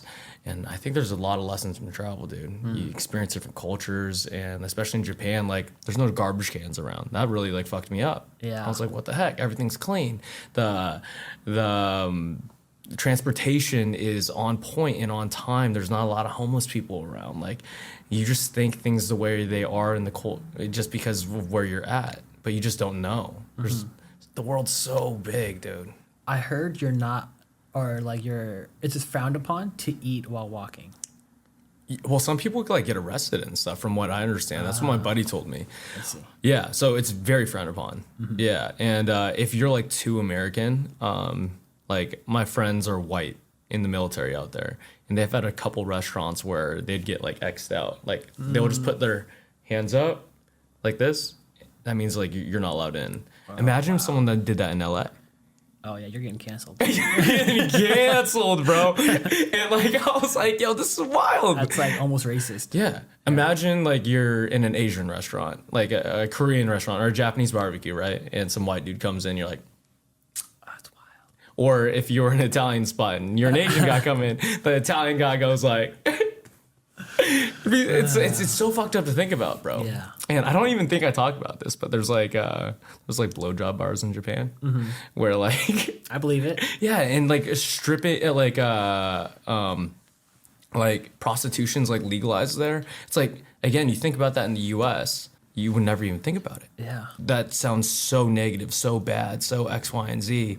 And I'm just like, yo, people just believe different things and like have different laws, and like what you necessarily think is right or wrong might be someone else's right or wrong somewhere else. And it kind of just like, I came back from these places, I was just like, what's right? What's wrong? Like, where should I live? What do I identify like my values best with? Yeah. You know? I guess it depends on what you prioritize. Yeah. Yeah. I don't know, dude. It's just like, it's a crazy world we live in, man. Yeah. You already know. What are you most excited for right now in your life? Ooh, I guess kind of see how I can maintain everything.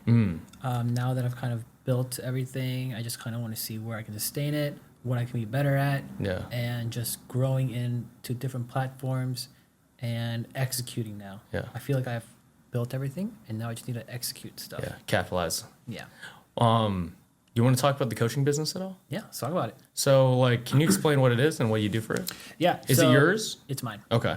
It's called On the Line Coaching. On the line. Yeah. So, like, on the line, like cooking on the line. Yeah. Ooh. And at the same time, I like it. It's online. And third, I played basketball. Yeah. So whenever coaches say on the line, you know you're going to work. How did you get, is that trademarked? It's my domain. I don't know if Oh, so you have ontheline.com? Yeah, onlinecoaching.com. Onlinecoaching.com. Yeah. It's a good name. Thank you. I'm very big on wordplay. Wordplay. Like cook like I'm Book. Yeah. Is your favorite player Devin Booker? No. Oh, okay. Because I read your thing about it. Oh, yeah. I created my account when Booker was going off in the bubble. Yeah. And then I posted basketball and food. So I was cooking like I'm Booker, cook like I'm Book. Yeah. And it was a tip to like Drake's Wet Like I'm Book. Yeah. Yeah. But you were just like, just cuz? Fit. Yeah. And it then just like fit? it just Cook goes like with like Okay, why do basketball people like Chef Curry with the shot, boy? Like, why does cooking go with basketball, bro? Like, cooking like he's like frying him, you know? I don't know. I don't Or understand. he's toasting him or but he's cooking, you know? Those are I don't cooking get words. it. I don't get it. But yeah. Yeah. I don't know, because it's used a lot in like basketball terminology. Yeah. Or even like football, like cooking. Cook them when they're out. Oh, okay. Yeah. Yeah. Continue. Sorry, with the coaching business. Yeah. I mainly On the line coaching. On the line coaching. Okay. I mainly focus on weight loss, but we do all goals, whether it's maintaining or gaining weight, or even trying to improve your relationship with food. And what inspired you to start this? I guess just to help more people in a large volume. Sure. And you had a platform for it. I did have a platform for it. And I've had multiple DMs saying like, hey, I read your fitness tips. I don't know how to go about it. I feel like you were talking to me like one-on-one. Do you have like any coaching, or like can I be a client of yours? Like I have a hard time with like my relationship with food. Like I avoid things. Yeah. And so like I helped a few out, and then they're crazy successful now. Like they eat cake whenever they want. They know how to fit it in their diet. They have pizza while also balancing other stuff in their life. It's a great feeling. We were talking about earlier. Yeah. Like helping others achieve something that they didn't think was achievable is it makes you feel really good. It's a great feeling. Yeah. Not only for you, but like the fact that like it impacted someone else, you know? It makes the world a better place, dude. Yeah. It makes the world a better place. You know, a lot of people, I don't watch the news at all. And the reason why is because every time I have watched the news, I just don't feel good. Like it's about negativity in the world. I believe, this is my belief, that if you could just make your circle better, the people that you affect, the people in your friend group, the people in your family maybe around you, or your clients, your job, if you are the greatest coworker in your job space or the greatest coach for your clients, this and that, that it's provides a lot of positivity, and it makes the world a better place, and you don't need that negativity in your life. Yeah. And that's just my opinion. Like I could be ignorant in saying like ignorance is bliss and all of that, but that's just my perspective on it. No, for sure. Yeah. It's like a ripple effect. Like if you impact one person, it'll continue to go out. Continue. Yeah. And you could end up, I liked using this a lot. I think Jordan Peterson was the one who first coined it. It's like everyone will know at least 1,000 people by name in our lifetime, right? With social media, probably a lot more. So just if you just know the name part, so between me and Calvin, 1,000 times 1,000, we'll know we have a network of 1 million people. So and then you expand it one more person, 1,000 times 1,000 times 1,000, just one more person out of deviation, right? That's a billion. So that's like 1/8 of the world. So whatever I'm saying to you right now, whatever you're saying to me right now is way more important than you think. And it really got me in my head when my buddy was in Japan, the same guy who I came to visit. Yeah. And he was like, bro, this military guy came up to me. He's like, I think I know you. And he was like, what? Like, we never lived in the same places. He lived in Boston, right? And he was like, no, I think I definitely know. He was like, no way. Like, I live in California. And he was like, oh, like, were you on a podcast? And he was like, oh, my buddy Nate's podcast? He was like, we talked about like naval dentistry, right? How you got in the Navy. And he was like, yeah. He was like, dude, it was great. I learned a lot. And this was early on. This was like 30th episode. Yeah. And I was just like, yo, that ripple effect in real time. And you always think about the theory of it. You don't really feel like it. And I was like, oh, whatever anyone says to anybody, regardless if it's mic'd up, wherever it's just like your personal client online or just that one DM follower, dude, like it's way more important than you think. Yeah. Yeah. I agree. And it's definitely like, they'll be like, hey, like I did coaching with Calvin. Yeah. Like you should join his program. Yeah. So yeah. And that's the best referrals, word of mouth. Not by like an algorithm or by whatever. It's by like someone saying like, Calvin's on the line training changed my life. And then you're like, oh, really? And they're like, I'm going to go try it out. For sure. You know? Undoubtedly. What else? So about the program, you basically just decided to start that up and changing people's lives in that way in terms of just like relationship with food and everything. Yep. And we don't do meal plans. We teach you how to eat. Can you explain that? What do you mean teach you how to eat? So meal plans, they are designed for people to follow direction. Okay. They're not designed for you to learn how to eat. So without that plan, you don't know how or what to eat. Okay. So a lot of people, when you say like, I know how to eat. Yeah. Like you don't know what a healthy and balanced diet is for you. Okay. Because every individual is different. Okay. There's no healthy, ideal diet that someone Why is it different for everybody? Because everyone has different goals, different body composition, different lifestyles, and different activity levels. Sure. So like, let's say like me and you, we'll need a different amount of protein intake because you're doing powerlifting and I do a lot of basketball. Okay. Or like you're trying to gain muscle. So let's use that. Like, what would our protein intake be differently? So if you are trying to gain muscle, you would probably go at least 1 times or 1.2 times your current body weight. And then if I'm in a deficit, or if I'm just maintaining, I would probably just maintaining. If I'm maintaining, I would probably just need 0.6 times my body weight in protein.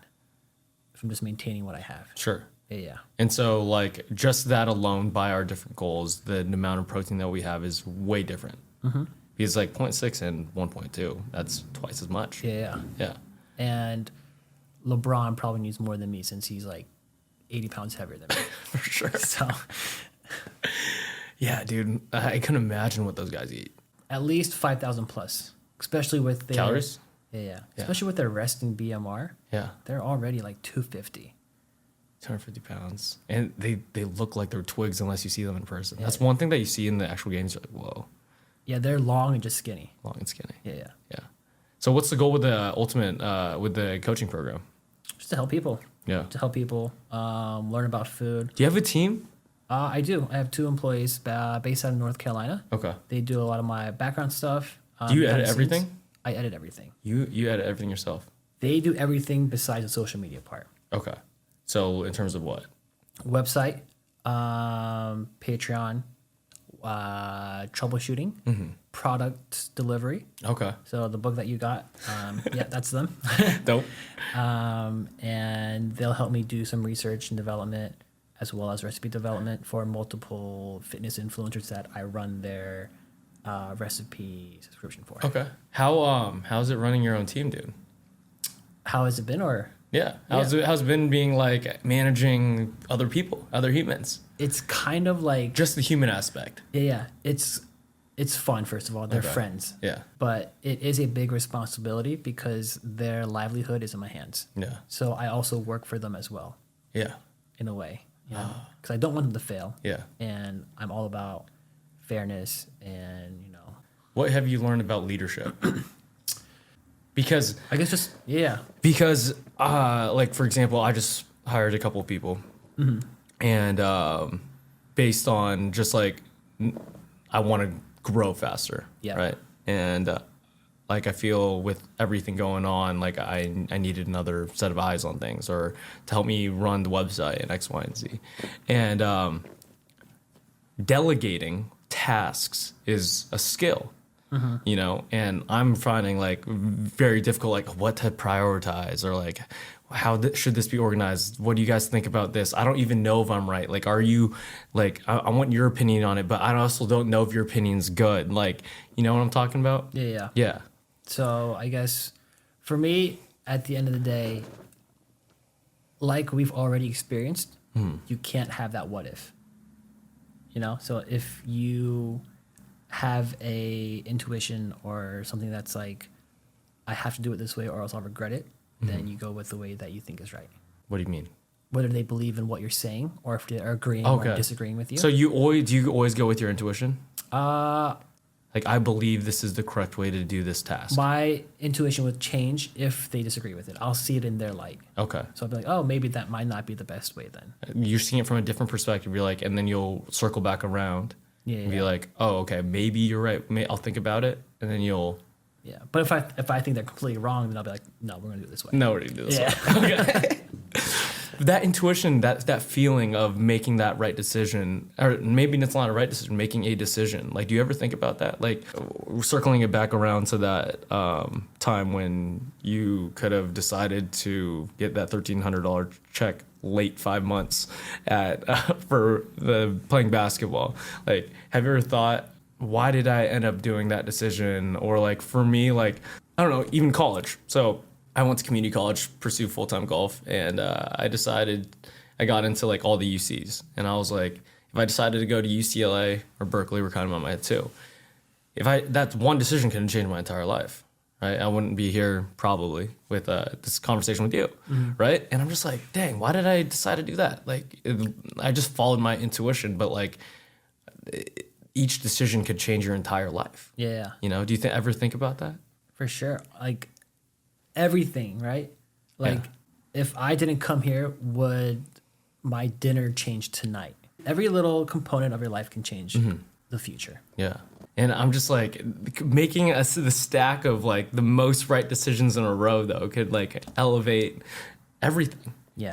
Because like the growth that you had in 5 years, like most people won't get that in a lifetime, And then I'm just like, I'm so happy that you made that decision. You know what I'm saying? Like, I don't know.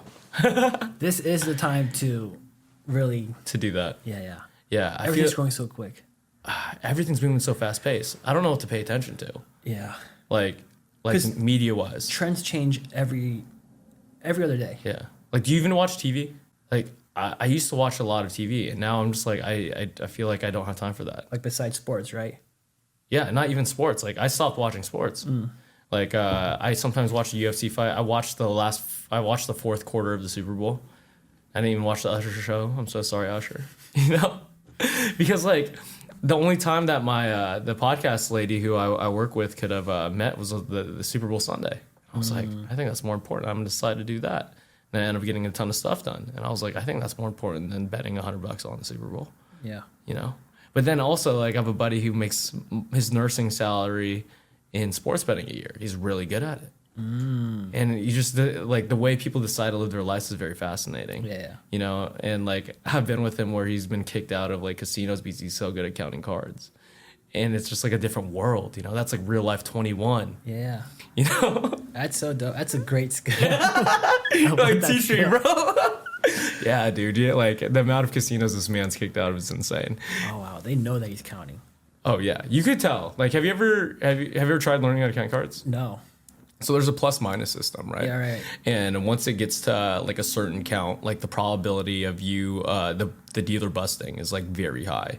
And if you, it's pretty simple. It's pretty simple, but like when you're eyeing every card and like for me, I could do it, but like I'm paying attention, not talking to anybody.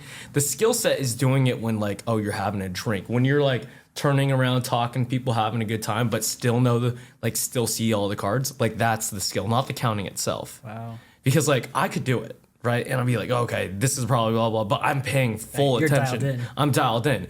They know I'm trying to fucking count these cards. Like, you're not hiding it. You're not hiding anything, right? And I won't do it accurately if I'm talking or having a drink or this and that.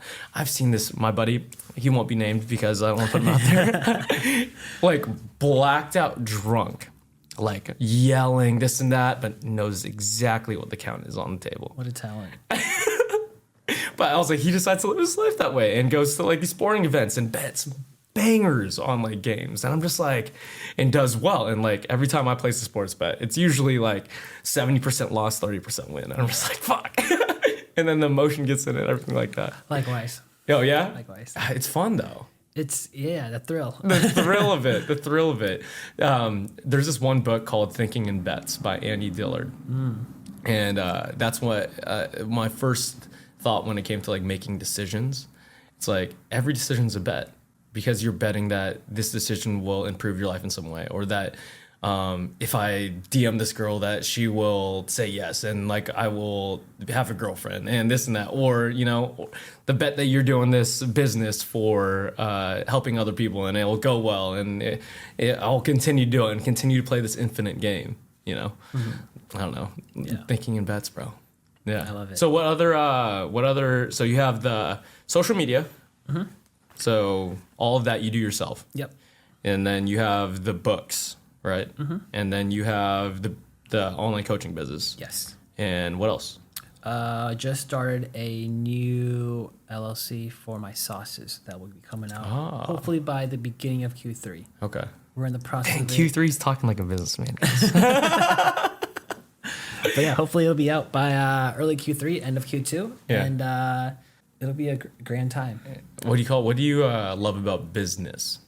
The unpredictability of it and kind of the fact that you can kind of change and have control of certain outcomes. Okay. Like there are outcomes you can't control, but there are things you can't control. Okay. How would you describe business in terms of like, what is it?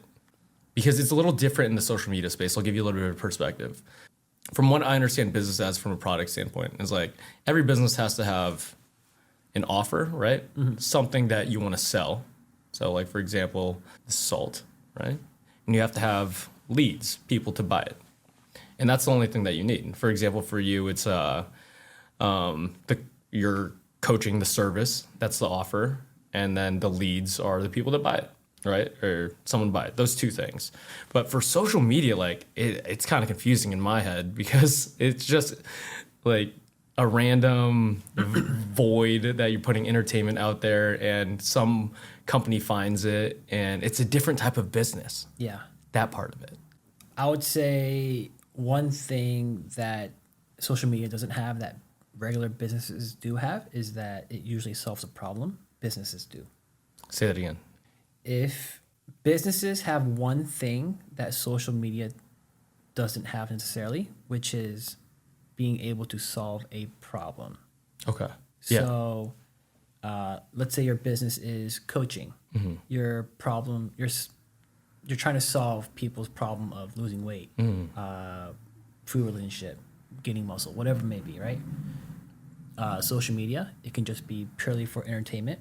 And entertainment doesn't really solve problems. Entertainment is just more of a pleasure thing. Pleasure. Yeah. And there are 3 types of content on social media. Which are? Motivation, tutorial, and entertainment. Motivation, tutorial. Entertainment. So if you have those 3 on your channel will be very sustainable. But if you have just one of those things, it might be hard for you to grow because you're predictable. Okay. And having all those 3 provides the ultimate value. Yes, because that's what people are looking for. Yeah. And if you're all in one, why would they unfollow you? Banger. Yeah.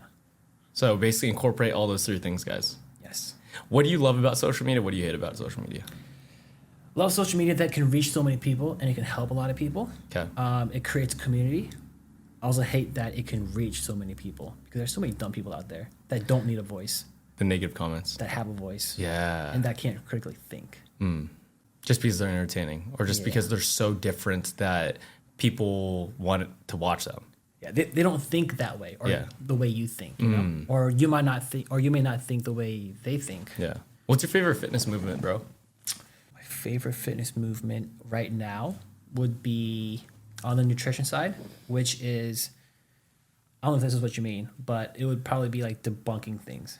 Dope. I definitely want to get into there. I'm talking about workout movement. Oh, like compound movement stuff. Any movement. Any movement. Yeah, like your body. But I kind of, what do you mean debunking stuff? Like the anabolic window type. I don't know what you mean by that. Like getting in 30 grams of protein by the time. Oh, yeah. There's a lot of studies now, like, bro, science isn't real. Yeah. I watched, do you know who Andrew Huberman is? Yeah. So, like, I'm listening to, like, his 4-part series with, like, Dr. Andy Galpin. And, like, just on strength, on breathing, on endurance, and all these things. I'm just like, yo, like, what I believe for bodybuilding, because everyone, at least in our generation, it started with bodybuilding. Like, you're doing bodybuilding workouts, and the bro science was, like, real back then, you know? And, like, I love creatine because even that made it through, and it's still, like, well, like, okay, at least we did creatine. We good. But my mom thought that shit was so like bad steroids? for you, bro. Yeah. She was like, what are you putting in your body? But I guess, debunking all that shit's like very entertaining. It's fun to watch. Yeah. It's fun to watch these bro science people get humbled a little bit. A little bit. Yeah. And what about your favorite fitness movement? It would be the clean and jerk. Clean and jerk. I love it. Dude, I don't think I have I could clean pretty well. Yeah. The jerk part, I don't know what you need to get into that position. To lock out? To lock out. Like, I gotta get under it. I could get under it. It's just I don't think that mobility back there. Oh, this here? Yeah. Are you good at snatching? No. Okay. Horrible at snatching. So, like, my 2 movements that I can't do are not great at are the jerking movement and the snatch. Like, those are my worst movements. Oh, but you ollie lift though. I can Olympic. Oh, good. I could clean. Yeah. I think that's it. What else is in there? Ollie lift, just a clean. Yeah. The clean, snatch, and overhead snatch squat. Overhead snatch squat. Yeah, overhead squat I can't do. So that's the 3 things too. So, like, mobility wise there, but it takes a long time to unlock those things. Yeah. It's like it's a process for sure. Yeah, like the clean took me, I want to say 3 years To get a shelf. To get the mobility for it. Yeah. And also drop all the way down into a front squat. You know? Oof. And, like, right now, my favorite movements to do are just, like, have you seen any of the kettlebell flipping stuff I've been doing? Yeah. Yeah, so, like, that's just fun in terms of creativity. And then a lot of mace stuff, primal movements. And then... Is that your favorite right now? Yeah, just because it's fun, right? Going back to the entertainment thing. Yeah. The fun part. It's fun. And then, it like... looks cool. Yeah, and then the lifting heavy shit right now, it's like... you have a good feeling when you pick up a heavy piece of metal from the ground.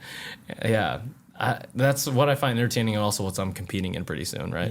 Yeah. Just becoming strong, not necessarily aesthetically pleasing, but also that comes with it, just diet. But what do you think is the most important movement? Isolation movements. Single leg movement. Single leg. Like what? Bulgarian. Why? Most of the things you do in life are single leg. Like what? Running. Okay. Walking. Like per step. Yeah. If you're picking up something. Like if you're picking up a dollar bill. One hand. One hand, one leg. One right? leg, yeah. So a lot of people, I ask this question a lot. A lot of people say walking, but that's even breaking it down before walking. It's like one leg at a time, right? So I agree with you there. A lot of people say hanging.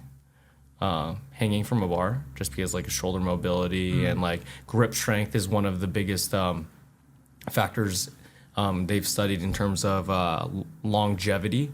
A lot of people get hurt and some people die from just falling. So being able to catch yourself, right? So like it's a lot of grip strength, a lot of upper body strength there. But I do like the one leg movement. Yeah, one leg, left to right, lateral movements. Because people train so much back and forth, right? Yeah, or up and down, but they never train left to right. Do you still talk?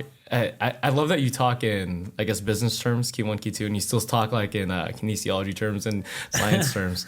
Because like, I don't know, I need to get myself to do it. You sound smarter. I mean, you are smarter. You probably when you do that. How do you the creative stuff, dude? I want to get into it real quick. Like the Butterfinger pie and the Oreo tiramisu. Yeah. Like that sounds so bonkers. Like that, it's like that low calorie and doing that and. What inspires you to make that? Like, that sounds so creative in my head. Thank you. Well, I don't care to eat that stuff every day. Sure. But I know people in America do. Okay. Which is why our nation is so fat. Obese. Yes. It's bad, dude. Yeah. When you go to Japan, there's not a lot of fat people, bro. Yeah.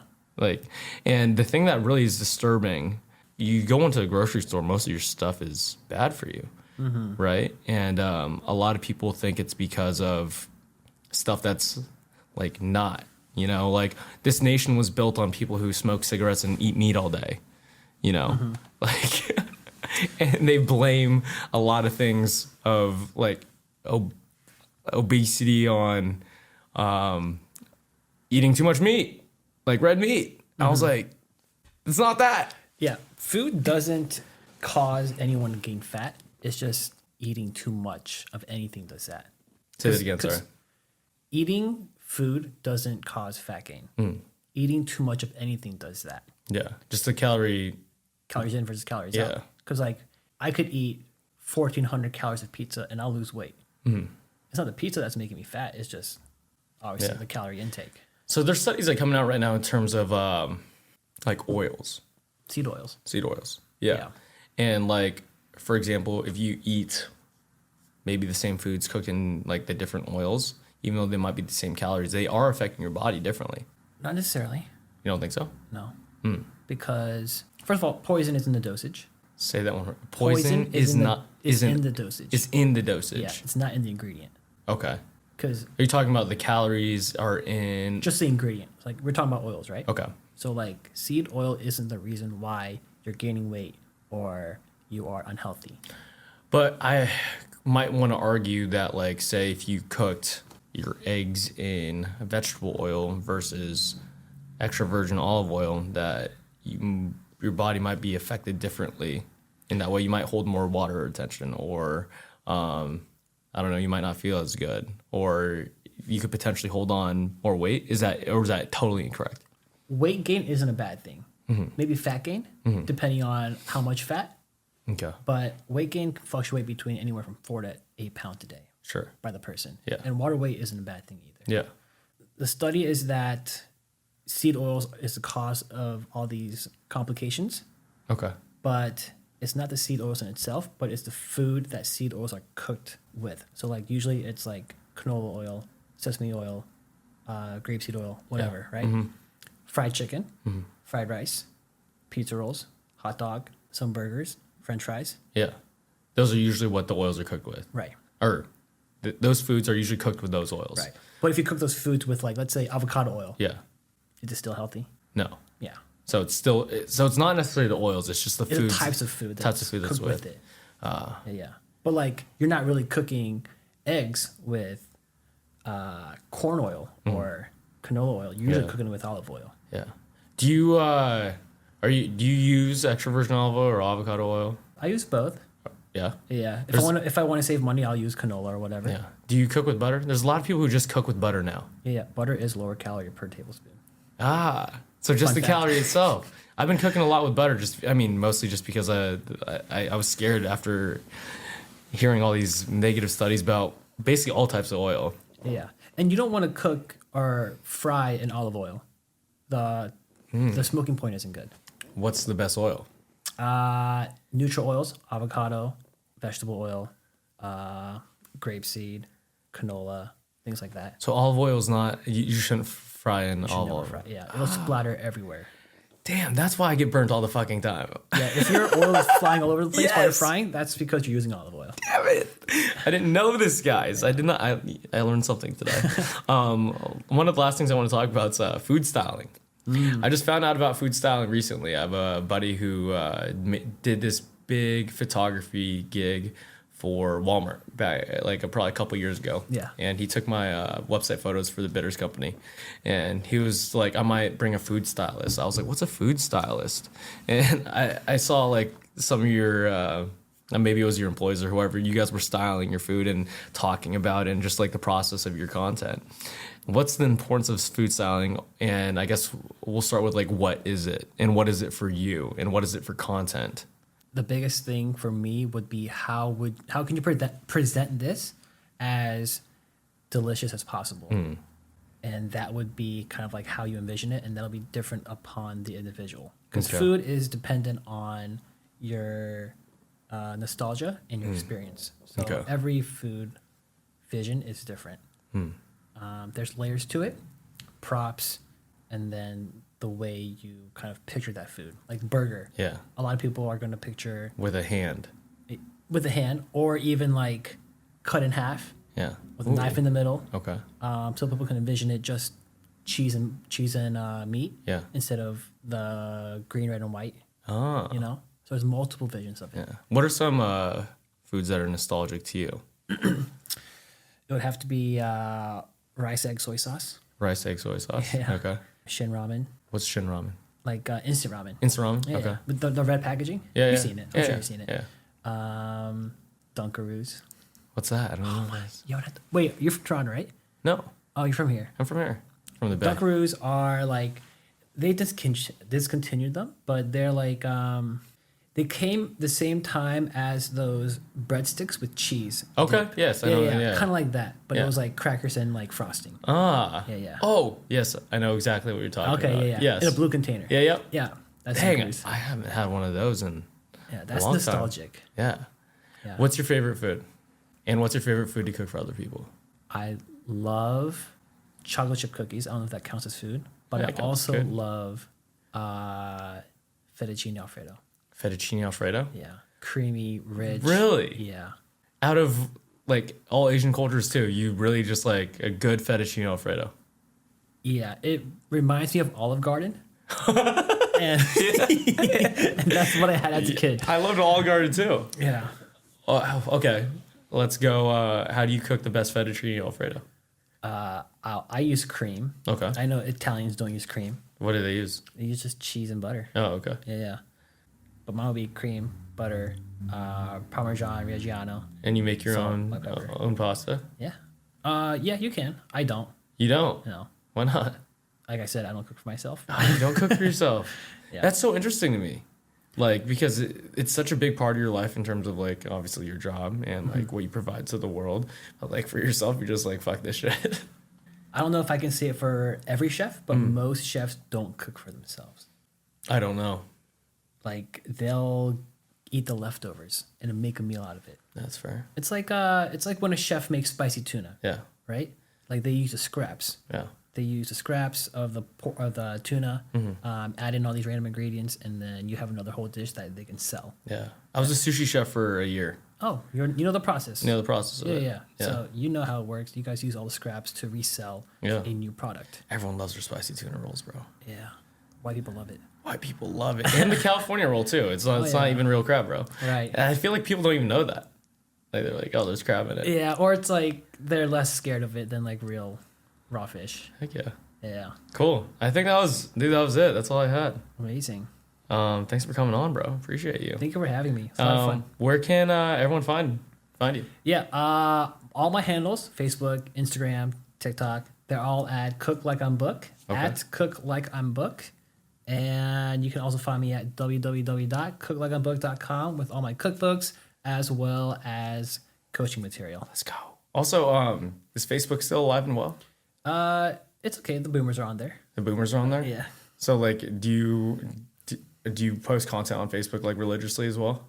No, it's more so recycled stuff. Okay. And I'm like, that's like my least prioritized. Okay. Yeah. And yeah, I just don't understand it. I'm just like, I feel like a lot of people aren't on it. Yeah, I agree. But I completely agree. You just want to stay relevant to like the older people. Yeah, just in case it hits, you know? Yeah. You just never know. See what happens. Yeah. All right, y'all, go check Calvin out. And when he drops his sauce, maybe he'll come back on and share it with us. Thank All you. right. Peace, guys. Bye. If you have made it this far, thank you so much for tuning back into the Nate Biltz Podcast. I hope you enjoyed this episode with Calvin. If you haven't checked out his content, it is some of the most aesthetically pleasing and educational food videos out there. Also, if you could do me one favor, if you received any value out of this episode, please take the time to like and subscribe to the show. My goal is to keep growing this podcast and bring you the most creative and talented humans in the world. Pressing that little like button will help me do just that. Thanks, y'all. Have a beautiful day.